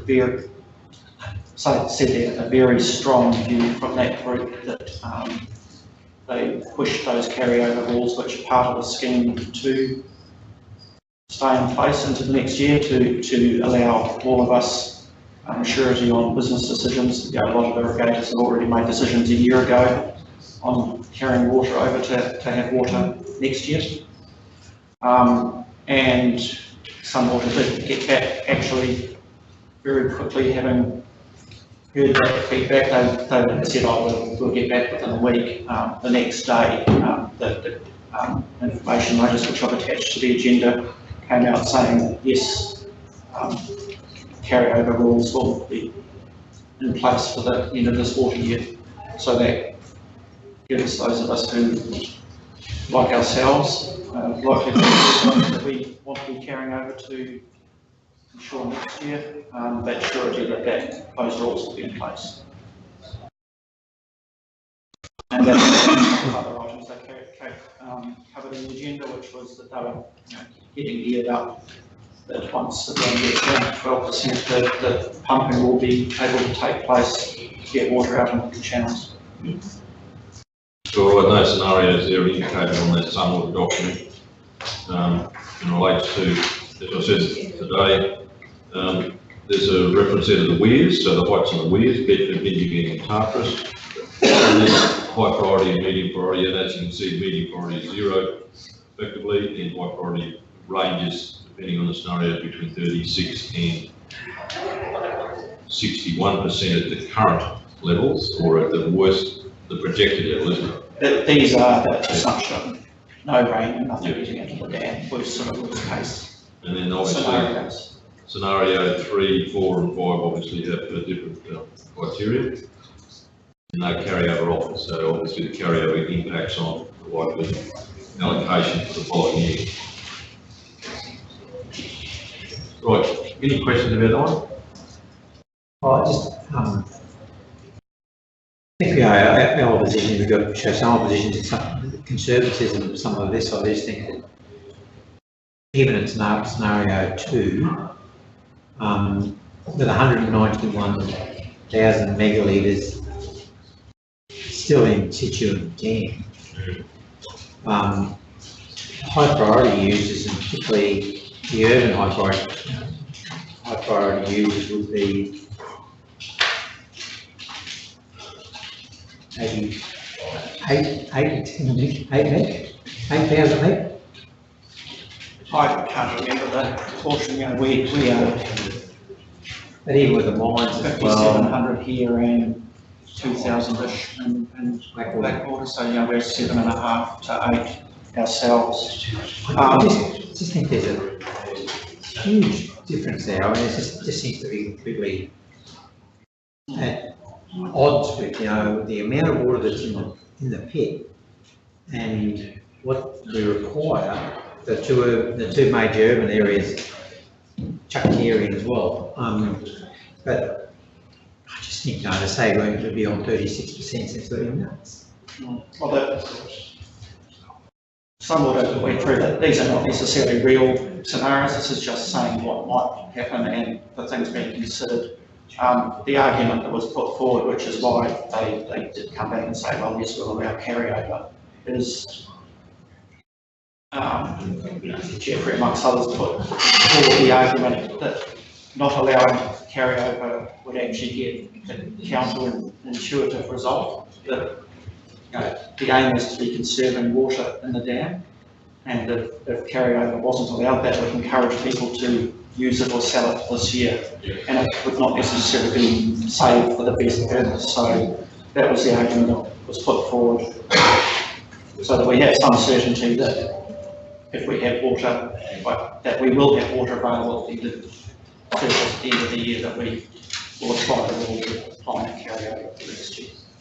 I think, Peter, I did say that I spoke to Jeff Kavanagh informally, and he obviously said that in terms of, he's quite happy to provide a narrative about, just how the operating system works. It'll probably give a better correlation between, some of those, and as Senator Canavan commented the other day, even at 12%, like, the reality is it sounds like a low number, but when you, in the context of the size and the actual amount of megalitres still is stored within, it's still a substantive amount of water, historical usage of certainly urban communities and high priority users. So I guess, I suppose the bottom line is that we do need to actually have a narrative that better informs certainly our customers in our communities about, sure, it's always good to conserve water, but we do need to get that message around what actually represents percentages and amounts represent and the correlation to the levels that we've got. I know we've got a report in the Toulouse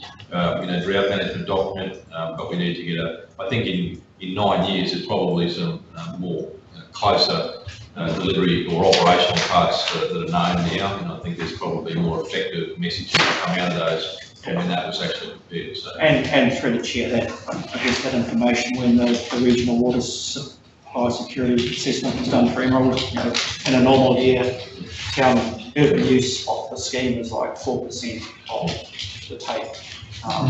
Obviously, it's going to be a bit more this year where the median priority is back down to 6% of their allocation, but we are still a small user, but everybody we say helps everybody.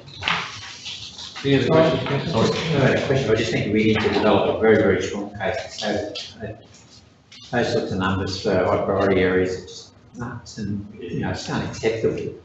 I mean, we're talking about 7% of the residual 191,000 hectares. We're probably going to use about 7% of that. And they want to take us back to 36% of that 7%. That's nuts. So, through the chair, they said these are not necessarily what's going to happen, these are just modelling numbers. Well, I think we should be telling them it's definitely not going to happen. And we have a strong position. Yeah, I think certainly Jeff was happy to come and talk to council about his budget over strategy there. Yeah. But obviously, Councillor Bell, I think that's a very good point, and we should make it a bit harder. Sorry, question? No, I was just looking at the recommendations, sorry, that's wrong. All right, so Councillor Miller, do you want to add anything more to that recommendation that we actually do as an action from there, or are you happy to have suggestions? I think we need just to strengthen the recommendation from Mayor, and that is to say that we received the report with dismay, and that that tentative discussions are unacceptable to council and our community. I mean, communities just can't. So I might make a bit in addition to that. So I said that decision quite further. At least it could add. We're in Blackwater and Kerry and anywhere else. Well, further, the council expresses its concern to Sunwater in respect of the scenario projected allocation of 36% for high priority licensees under the current scenario provisions, which is unacceptable to the community. Which allocation? Of the proposed allocation.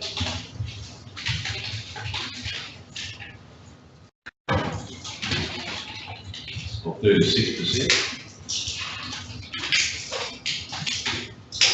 for high priority users.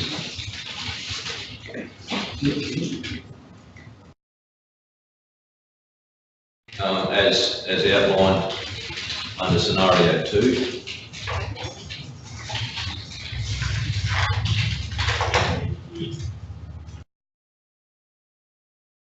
In the Sunwater, in the Sunwater meeting summary, January 16. January 16.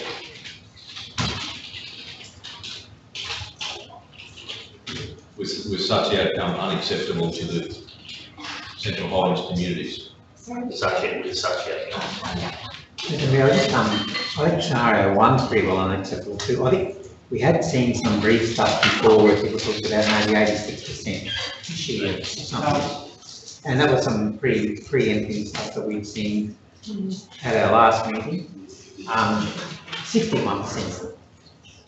I'm not George, but I think that's nuts. Well, Yeah, so make it scenario 1 and scenario 2 with the Yes. range from 2 to I think 6%.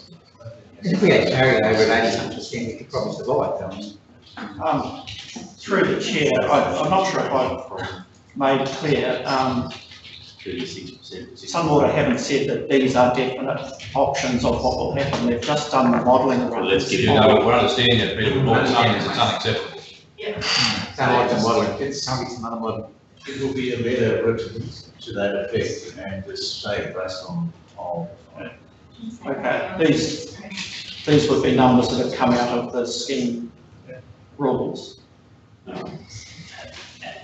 Yeah, well, scheme rules and on the basis that, you know, the actual height data levels are actually calculated when they actually do that. So this is projected, I understand that, but we're preempting the fact that we don't like the look of it.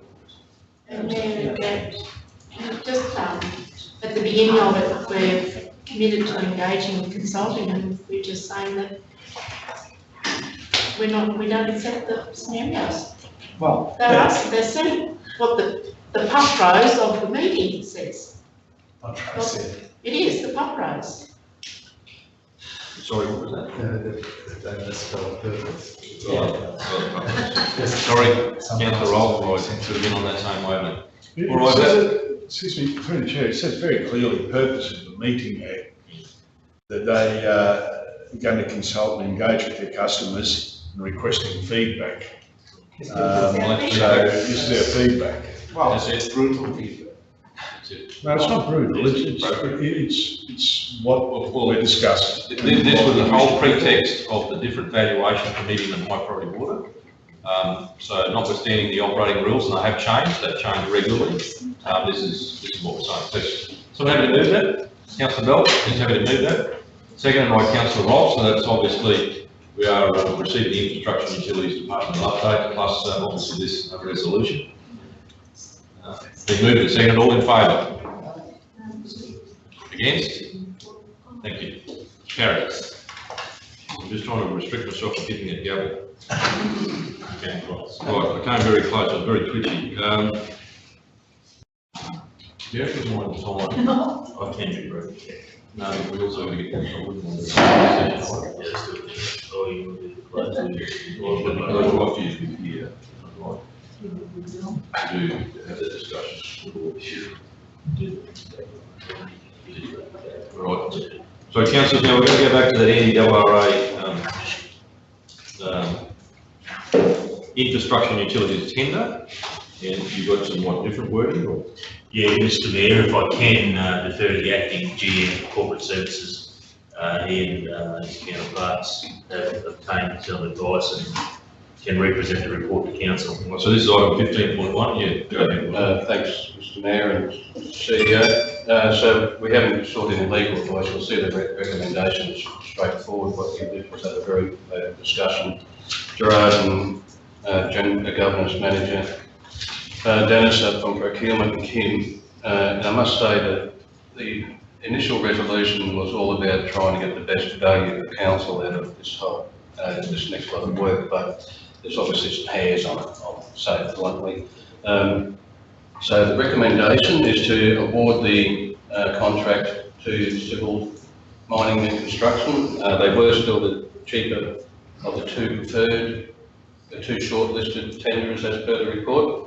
They did provide an alternative within the submission, but the alternative was subject to negotiation on a few matters they wanted to talk about. And that's where the negotiation issue came in. And that's where it becomes confusing and deceptions of people out there, including other contractors, may be that, you know, that things aren't out in the open, therefore things have been done not properly. So it's better to ignore that alternative price and simply go for the original price they put in. It's definitely the cleaner of the, it is the way you would normally go anyway. And I must commend councillors, Mr Mayor, on picking up on that. It's just shows your knowledge and experience in these things, and I'll put my hand up as CEO didn't, so it's 11th hour over that you may have seen me running around the room last half an hour. That's because I looked at it a bit closer and thought, gee, it doesn't look like it's normally do. So that's it. It's simply now a straightforward resolution. Recommendation that the Central Highlands Regional Council award that contract restoration of Shire Road assets on land of Shire Road that is taken by the civil mining construction to the value of $947,434.73, exclusive of GST. Mr. Mayor. Right. Well, I think there is another alternative, is that you don't accept any tender, in re-tender again. Can't do that. We're gonna be instructed to, we're running against the clock here. Well, three. Well, I guess the problem I have is that I can see now we fixed the process, and at the risk of process, we surrender the value. No, not at all, Mr. Mayor. This is a cleaner and a more appropriate way of dealing with the matter, and I support this recommendation the council to consider. I believe in managing the contract. There can be savings gained. My issue was the equity around trying to negotiate that prior to accepting or extending an opportunity, even though it's obvious that the other tender submitter may not be able to come close. There's an equity concern there for me. And I think this is clean, and it leaves the responsibility to those executing the contract to work with the tender submitter. What you've offered, Mr. Mayor, is an alternative. There might be some time frame implications, but there's still that option to council. Well, I think the viability of all these things is not in question. That's not what I said. All I'm saying is that the part then is implied is that there can be savings. Well, if you award the tender on the basis of what you've tendered, they are quite within their rights to tender for that price and not have to negotiate. So that's the case, isn't it, really? Yeah. Well, that's right. So, Why would they tender? Why would they negotiate now? so councillors, what do you do? What's the conference? What are the implications of throwing it back out there? Let's caution, great idea if it was a non-council business, we have a timeline, QRA's got expectations. The second thing, and I caution, well, I can get caution for using this words, that alternative was subject to. So the point is, it's not going to be in play. So we're effectively going to potentially get the same outcome with no savings. So I don't know what we're going to try and achieve. The condition was, it was conditional to, and I think there's a couple of days in our sleep. But effectively, if we recall now, we're back to square one and we get the same tenders pricing the same price. No benefit. Just the one point, if I could, as you put it out, Kara, the internal tender or the non-conforming tender, subject to 4 conditions, they weren't all acceptable to the council in the first instance. Well, that's all we need to know. That's, I think, the critical thing. That's all we need to know, because that's not a clear alternative. If there are other provisions with that, well then I've got a clearer view that's conditioned. So the reality is we've got a process that's identified the works that needed to happen. There is a conforming tender around that. Even though there is an alternative, there's not that flexibility. Then we go back to the tender on the basis that it complies and it actually has been through the process. Is that correct? Yes. Right, that's what we said. So councillors, are we happy with that? Yeah. Okay, so the resolution, is it there? It says awarded. Okay. For $947,000. Someone happy to move that? Moved by Councillor Brindletone, seconded by Councillor Cypher. So we've had that clarification around it. It's been moved and seconded. Councillors, all in favour? Against? Thank you. Carried. Thank you, gentlemen. And ladies. Lucky last. Lucky. Yeah, Jessica. All right. Councillors, we have a late agenda item that I'd like to consider. Myself, the CEO, Councillor Rolfe had to leave at 5 o'clock. And I did. And so does Councillor Nixon. And there's a matter here that I think that's an important matter that we need to move into closed session for. So we'll actually, if I can have a councillor move us into closed session, moved by Councillor Doran Smith, second Councillor Rolfe. All in favour? All in favour? Against? So currently, councillors, the vote is 5-3 that we move into closed session. So, councillors for? Against? Thank you. Not in the gallery.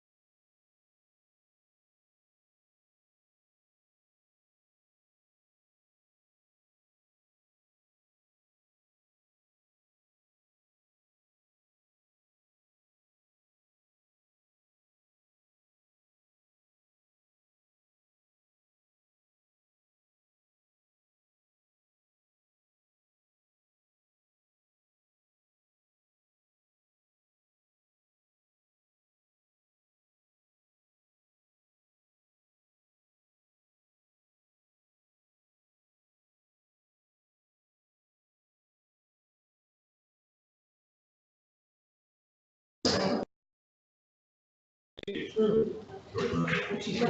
anyone against? Sorry. No, no, thank you.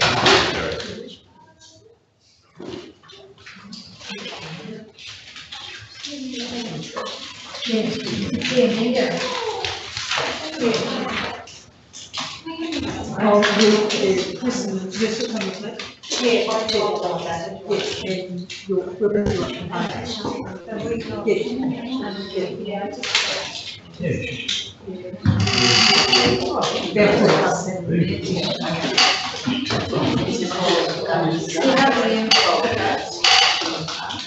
Yeah, you can call a lot.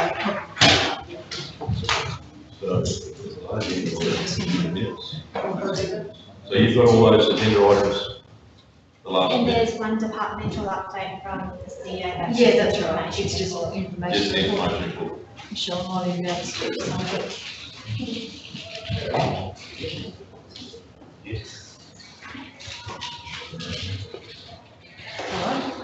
Sorry. Oh, you start. Yep, well, I will. I'm all set up. All right, have a good trip, Mr. Mayor. Yeah, thank you very much, and have a good couple of days, obviously in the east. See you Monday. All right, council, so look, the next item on the agenda is the departmental update report from the CEO. There is a time assigned of 20 minutes. You've got the ELT team development days. Michelle, you might like to talk to that, but the reality is we did get a report related via email in relation to that, and obviously that content's reflected again in this report.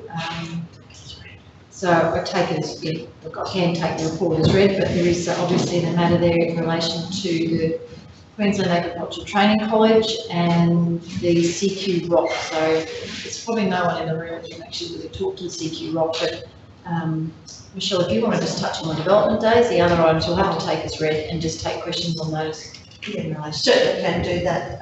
Thank you, Madam Chair. So yes, the ELT spent 2 days on the 18th and 19th of January.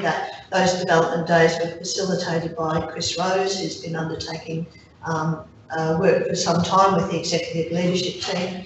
They were very, very, very valuable. The first day was spent in actually looking at our priorities and looking at ourselves as a leadership team. I think there was great bonding that came from that event, and particularly on the first day looking inward at ourselves in regards to having some really open and honest and in-depth conversations of great benefit to the group.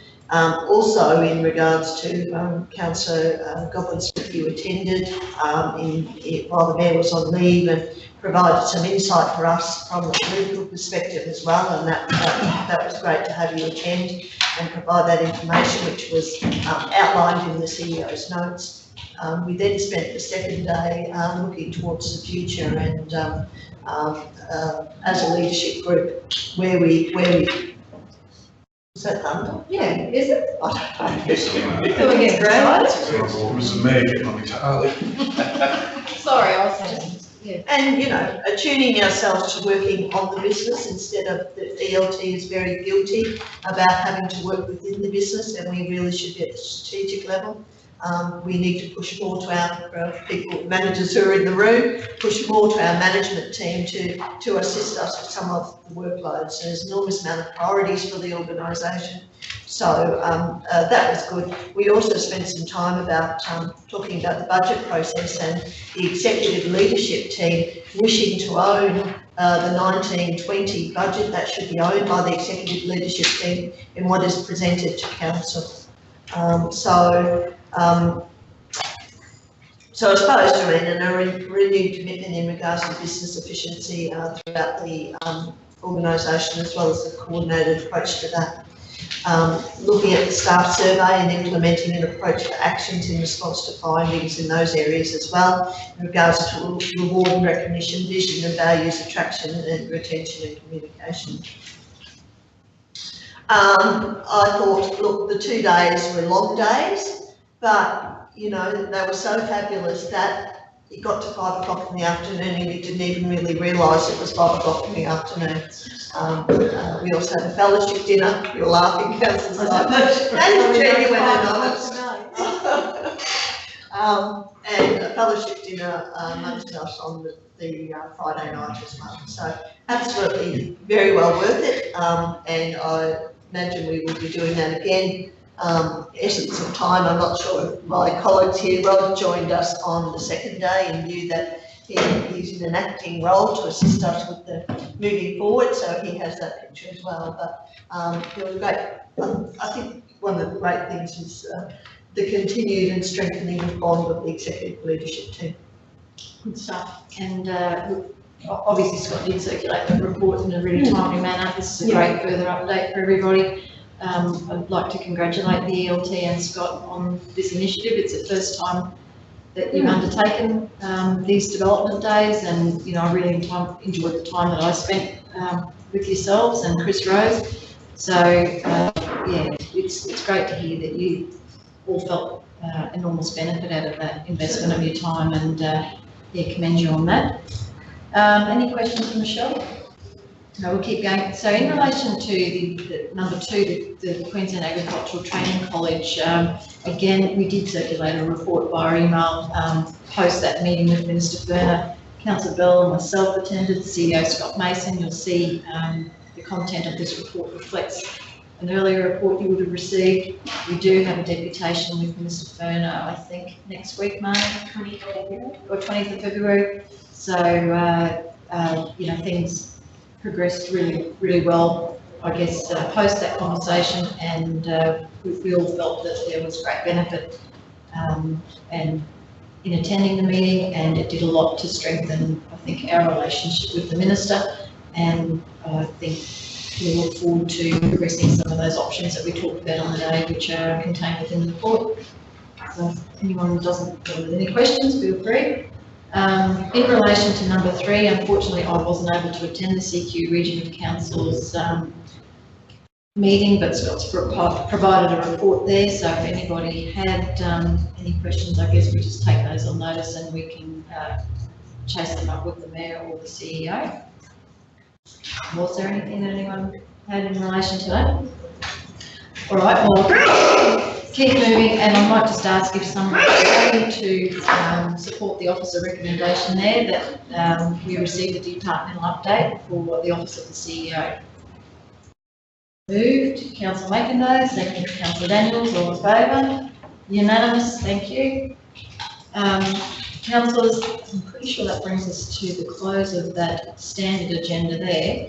I'll move to the late agenda, which has been uploaded to Docs on Tap.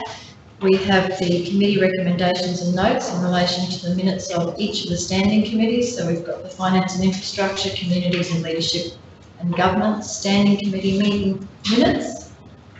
So just get you to have a quick look at those. I'll move that. Moved, Councillor Bell.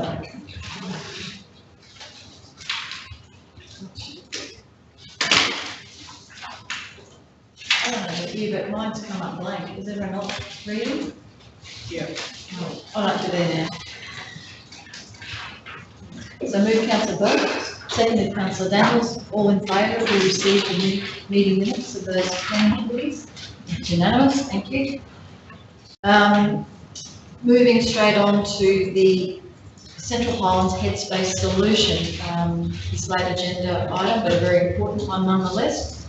Kirsten, I might just hand over to you to introduce this item and your team. Thank you, Madam Chair. So, Council's Connected Communities team coordinates the youth development programs throughout Council. So the purpose of this report is to clarify Council's position regarding the attraction of a full-service physical headspace office to Emerald to support our region's youth. So I'll hand over to Suzanne Holton, Manager of Connected Communities, to detail the findings. Thanks, Kirsten. Really, Madam Chair. As Kirsten's already explained, the Connected Communities team has responsibility within the area of youth development. So as part of that responsibility, Hayley Hogan, who's here with me today, the Senior Youth Development Officer, attended a Headspace Initiative meeting last Wednesday to discuss how to attract Headspace to Emerald. So during that meeting, it became quite evident that the issue of youth mental health and wellbeing is at the front of mind of our community, and that there is a perceived unmet need to support youth in this space, particularly in the areas of suicide prevention and awareness. So through attendance at that meeting, it was identified that it would be beneficial to provide a report to the General Council meeting today to clarify Council's position regarding the proposed Headspace solution. So the report that's before you has information detailing what the Connected Communities team have been doing to support mental health and wellbeing to date, as well as the present situation that outlines Headspace Communities' initiative to attract a full-service physical Headspace office to Emerald. So I have Hayley, as I said, here with me today to answer any questions that councillors may have about the Headspace initiative meeting. And also note though that Councillor Bell and Councillor Slifer at that meeting, they may also have additional information.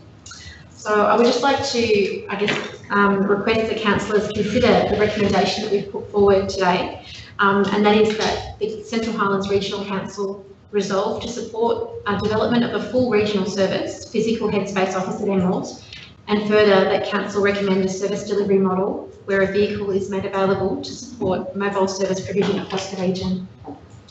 Thank you, Suzanne and Hayley. Councillors, we've had a discussion in relation to this already. I know Councillor Bell, you've guided us in relation to the development of this particular resolution. Do you feel that captures what we're intending, you know, based here in Emerald, operating out of Emerald, the region? Yeah, and I believe there is another meeting next week. Actually tomorrow. Tomorrow, is it? Yeah. So I look forward to receiving some updates in relation to progressing this initiative and the conversation with the community about this very important and topical issue at the moment, which is impacting our community. So the resolution is there, councillors. Is someone happy to move it? Just clarification, sorry, Madam Chair. The last line, delivery model where a vehicle is made available, is that the council making the vehicle available? No. No, just to support. Yeah, all right. Does it need cleaning up as far as to make sure that?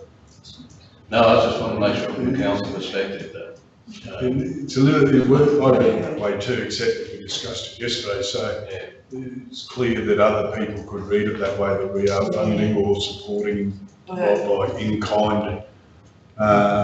So it may just need a little tidy up. Just take all this stuff out of car and just have a support of mobile service provision across the region. Yeah, that's probably better.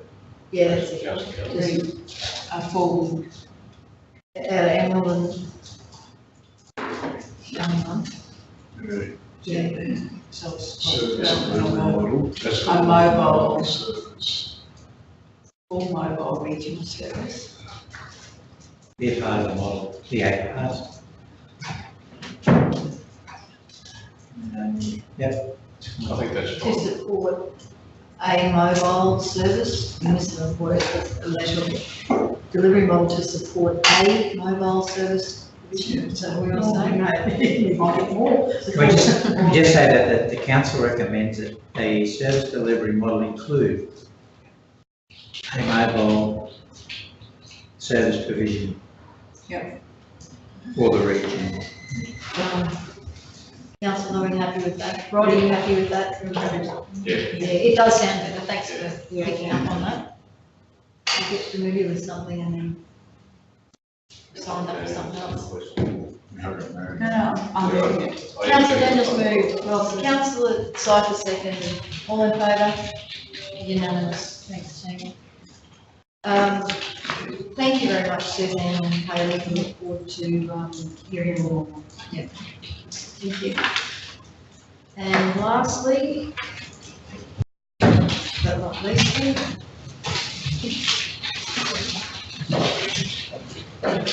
corporate services, local government grants and subsidies program from 1921. Councillors, this item was on the agenda of the Finance and Infrastructure Standing Committee this morning. And a couple of reasons for deferral, but one, Mark, your inability to be present to speak to this report was a motivating factor, but apart from that, I think the general consensus was that we felt that this was an item that probably warranted a broader discussion at the general meeting. So invite you to step us through the items. Thank you, through the chair, councillors. As we're aware, the local government grants and subsidies program is an important funding program for local governments across Queensland. We have a total available budget of approximately 58 million. I shouldn't say we, I speak on behalf of the whole state, but we have $58 million that's available. We're providing a subsidy of up to 60% matched by council's contribution of 40%. So they released this information in November last year, and we sought to have projects submitted to us in corporate services for the compilation of this report from the rest of the organisation. And what you have in front of you today, councillors, are two that have been put forward. One being the construction of the Regional Disaster Coordination Centre, training and community resilience facility, and also physical asset condition assessment. So if I can just take you through to page 29 or 2 of the report. So the projects, again, that have been identified, that being the construction of the Regional Disaster Coordination, Disaster Management Training Centre and Community Resilience Facility. Total project cost of approximately 2.4.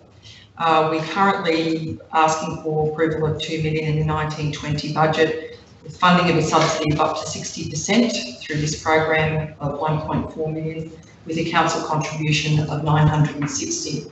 Contained within the report, councillors, is I would say, a high-level business case with very high-level costings. The costings are for this particular one that we're submitting to you are for construction only. They are not for road construction, they're not for engineering or design costs. So that's for that one. I'll just quickly skip to the asset condition one, and then I'll answer any questions. So I know that we're fortunate enough, councillors fortunate enough, that we received your support for the asset condition inspection budget of approximately $2 million already. That would approximately do 50% of the network, when I say network, of all of our assets that we have ownership of.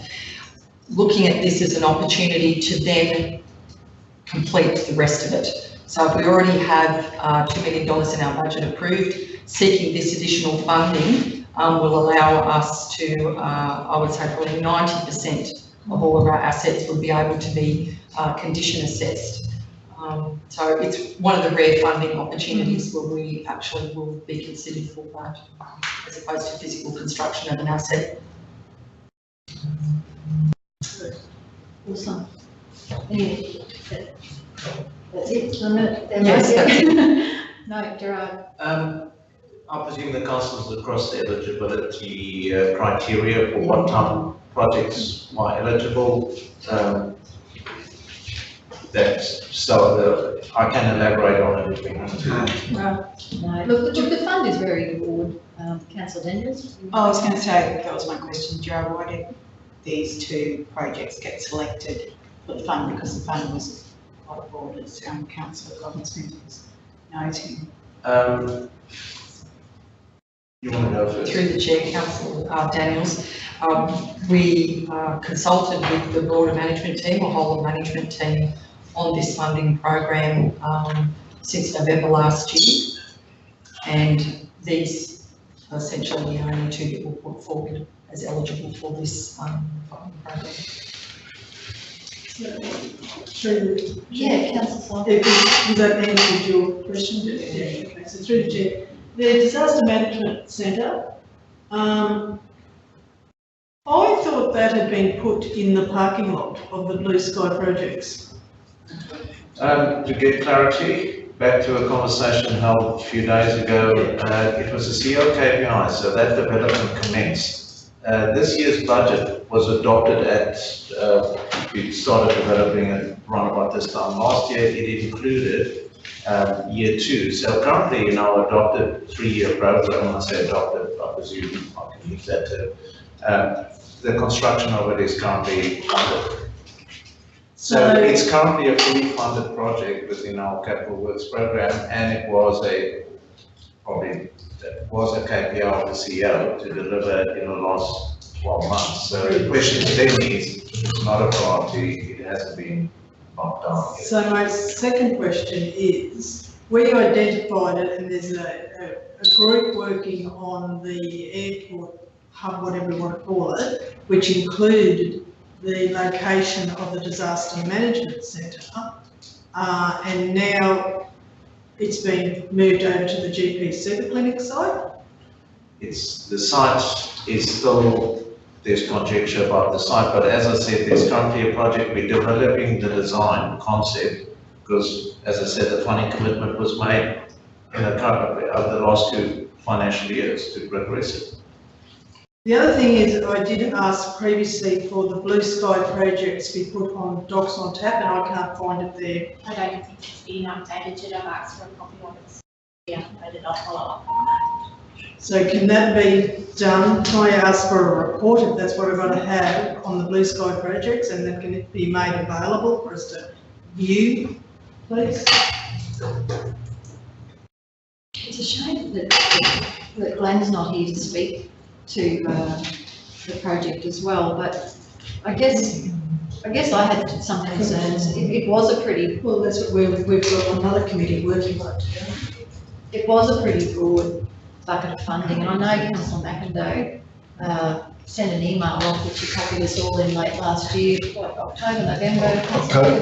Late October last year, requesting some consideration to this when this first came to light for the Blackwater Arts and Cultural Precinct, that to me has got a level of maturity a little greater than where we're sitting with this particular project, and certainly a great community thing as well. So it disgruntled me somewhat to hear that it wasn't put forward as well, given the level of maturity of both projects. In support of Councillor Cypher's discussion around the airport hub, I'm sure we've had this discussion of this location prior to, and it was pretty unanimous or discussed that we wouldn't be envisaging a complex of this nature in that location. Or at least that is my memory of it. That I find it very difficult to support this project given the level of maturity it's at.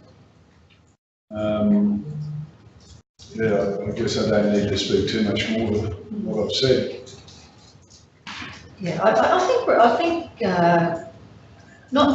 think there's no disagreement from what I'm picking up in relation to the importance of such a facility. I think where I have a level of discomfort about it is it's here, and I guess we haven't had a chance to even talk about it as a council. You know, where was the conversation? We're not getting bored into the conversation. And I guess, you know, there's a few other things sort of happening as Councillor Cypher and Councillor McIndoe alluded to, but, you know, this is an important project. I don't see evidence within the report there's been consultation with other important stakeholders, like, you know, the people that sit in the LDMG. You know, what are the other uses of this facility, perhaps, when it's not being used as a LDMG facility? Like, there's a bigger conversation to be had, and what worries me once again is I'm not sure that the project is like there are probably a lot of hidden costs. What is the true cost of the project? And you know, is that the right location? I guess, yeah, I'm just not real sure, and on the basis that I just don't know that I'm comfortable actually supporting it. I've got no issue with the work you've done, Mark, in relation to physical asset condition assessment. That is critical. But for me, there's a question mark, not about the importance or the need, but I think we're missing a few steps. I just don't think the project's ready, and I think it could cost us a whole lot more than what I'm looking at there, and what's in the budget. I welcome comments from others. No, I agree. Madam Chair, I'm happy to move that we support the physical asset conditions assessment. I'll move that. Yeah, I'll second that. Okay, councillors. Any further the application to be brought back to council. When's that finish? It's due on the 8th of February. Yeah, for us to submit this. We'll just go for that one. So the resolution reads there that, support the, under that.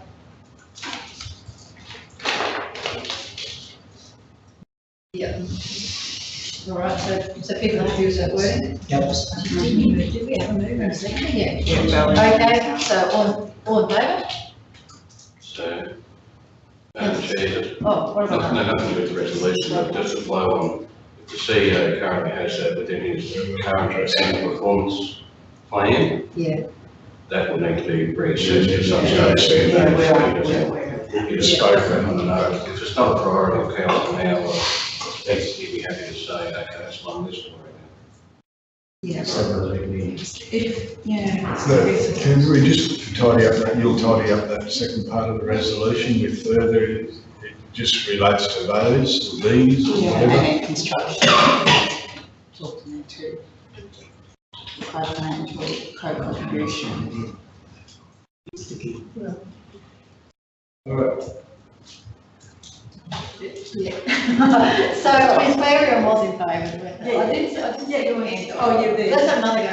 All in favour? Yes. It's carried. Thank you. Councillors, we did. Thank you very much, Mark.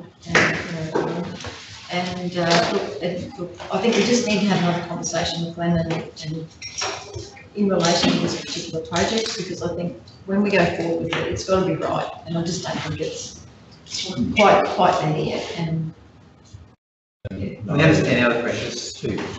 yeah. Now, councillors, stop running. General business. Nobody did general business. So, what, did anyone have any general business? No. I did, I've forgotten. Well, I did have something, Jared, that has popped up. I have a couple of things actually. And one is in relation to slashing. I believe we've got contractors out and about on their state-owned assets at the moment. We had a fire on the Carnarvon Highway yesterday, and I don't know if anyone's driven the roads down in the south, but they are pretty well, thanks Councillor Gill, so pretty well chewed out. So I don't know, are we spending money because it's just there to spend? Do these roads actually need to be slashed? Because the poor old contractors down there slashing, you know, like country that's been eaten out by livestock. So I have a question just around the slashing contracts in general on state-owned roads. Can someone have a look at that and just get back to us? Because I have a real concern about putting slashes on roads that potentially are going to start fires and cause landholders adjacent to those state-owned roads a lot of grief at the moment. Just because I took off, we didn't even realise it started a fire, you had equipment, but that's an issue. We had the NDRAA conversation today, but what I'm wondering if I can flag this in general business in relation to the NDRAA work generally across the region. I know that the timeframe is ticking on the completion of those works. Is it Q3 that they've got to be finished? I think all of our contracts is due to be finished April without extensions of time, possibly May, but we have to be fully with it of June. So currently all contracts are in line to be delivered on time. Yeah. So obviously Kim is managing the packages that are going out for tender, and she's done an awesome job of that. The other component, I suppose, is the way you explained it to me, Gerard, is council's managing the day labour component. There's another element to the delivery of this NDRAA funding.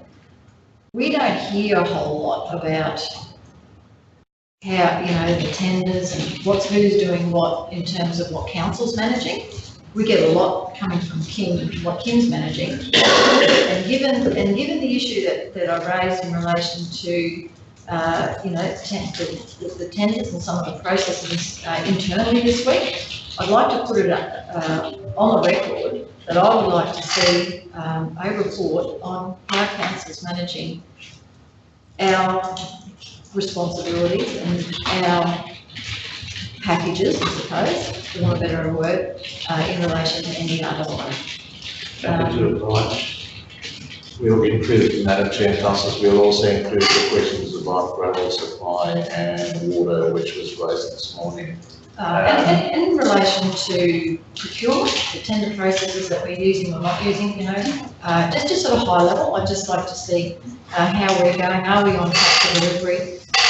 What does our delivery model look like? Because I do believe that everything that Kim's been doing is very transparent, but I just don't feel like I have the same level of transparency when it comes to how council is managing its component of the funding.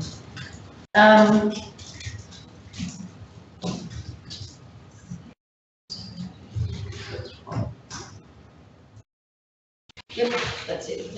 Just to explain, there is a NDWA update coming to strategy again at the end of this month, so a great opportunity to bring all that information.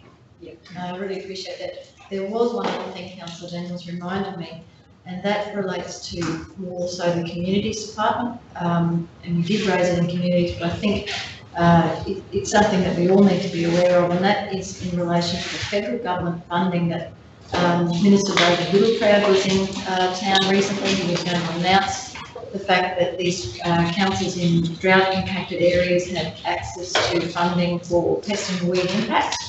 And it sounded really great, but when I hopped online and had a look at the guidelines and the criteria, I found that in fact the application was already open on the 21st of December and it closes on the 15th of February.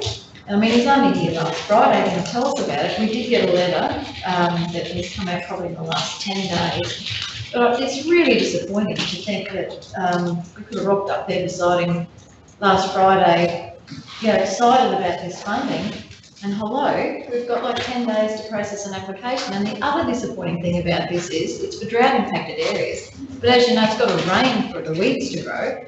And we might have the vertebrate pests out there that we can do something with, but it's great, but it's not, the timing of it's not great, and I wish there was a way we could articulate that back to the minister in some way that,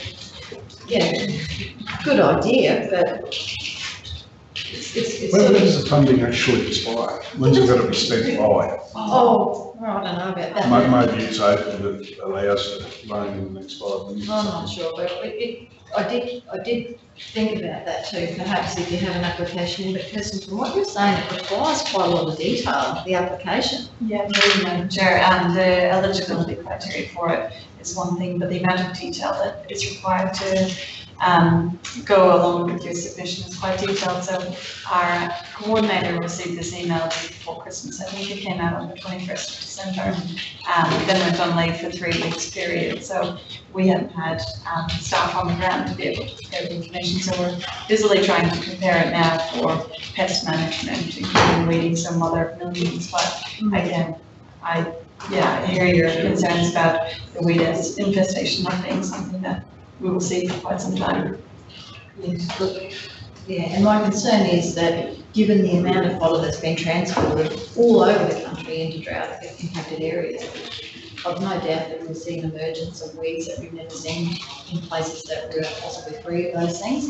So there's a new species popping up all over the place. So this funding will be important, but unfortunately I'm a bit disappointed in how it's been made available and the timeframes, but Kirsten, I'm encouraged the team to make use of it, and look forward to seeing how you go with that. If there's anything that we can submit, I look forward to hearing what that is and how you go. Council, anything else? Yeah, through the Deputy Chair, well actually you're not the Deputy Chair, you're the Chair. I just want to point you to your second dot point there and make sure that actually encapsulates what you're trying to. I think it's not quite what you want.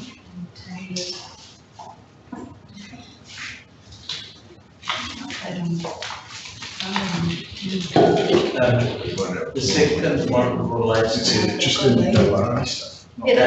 It relates to the day labour component, but and the day that it is the day. Well, sorry, I'm with you. Yeah. And I mean, it'd be good to see how, as a whole, how it's going, and I'm particularly interested in how we're managing our components. Noted. I'm sorry, I'm going to have to leave, which will leave you without. We are going to finish right now. Okay. Stick around, Chair. All right, no further business? Meeting closed. Thank you for hanging in, Councillor Daniels. It's 5:36 PM. Thank you, everybody. It's late, much appreciated.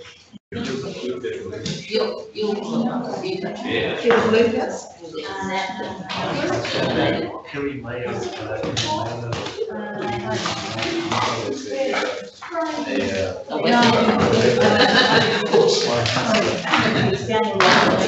Oh,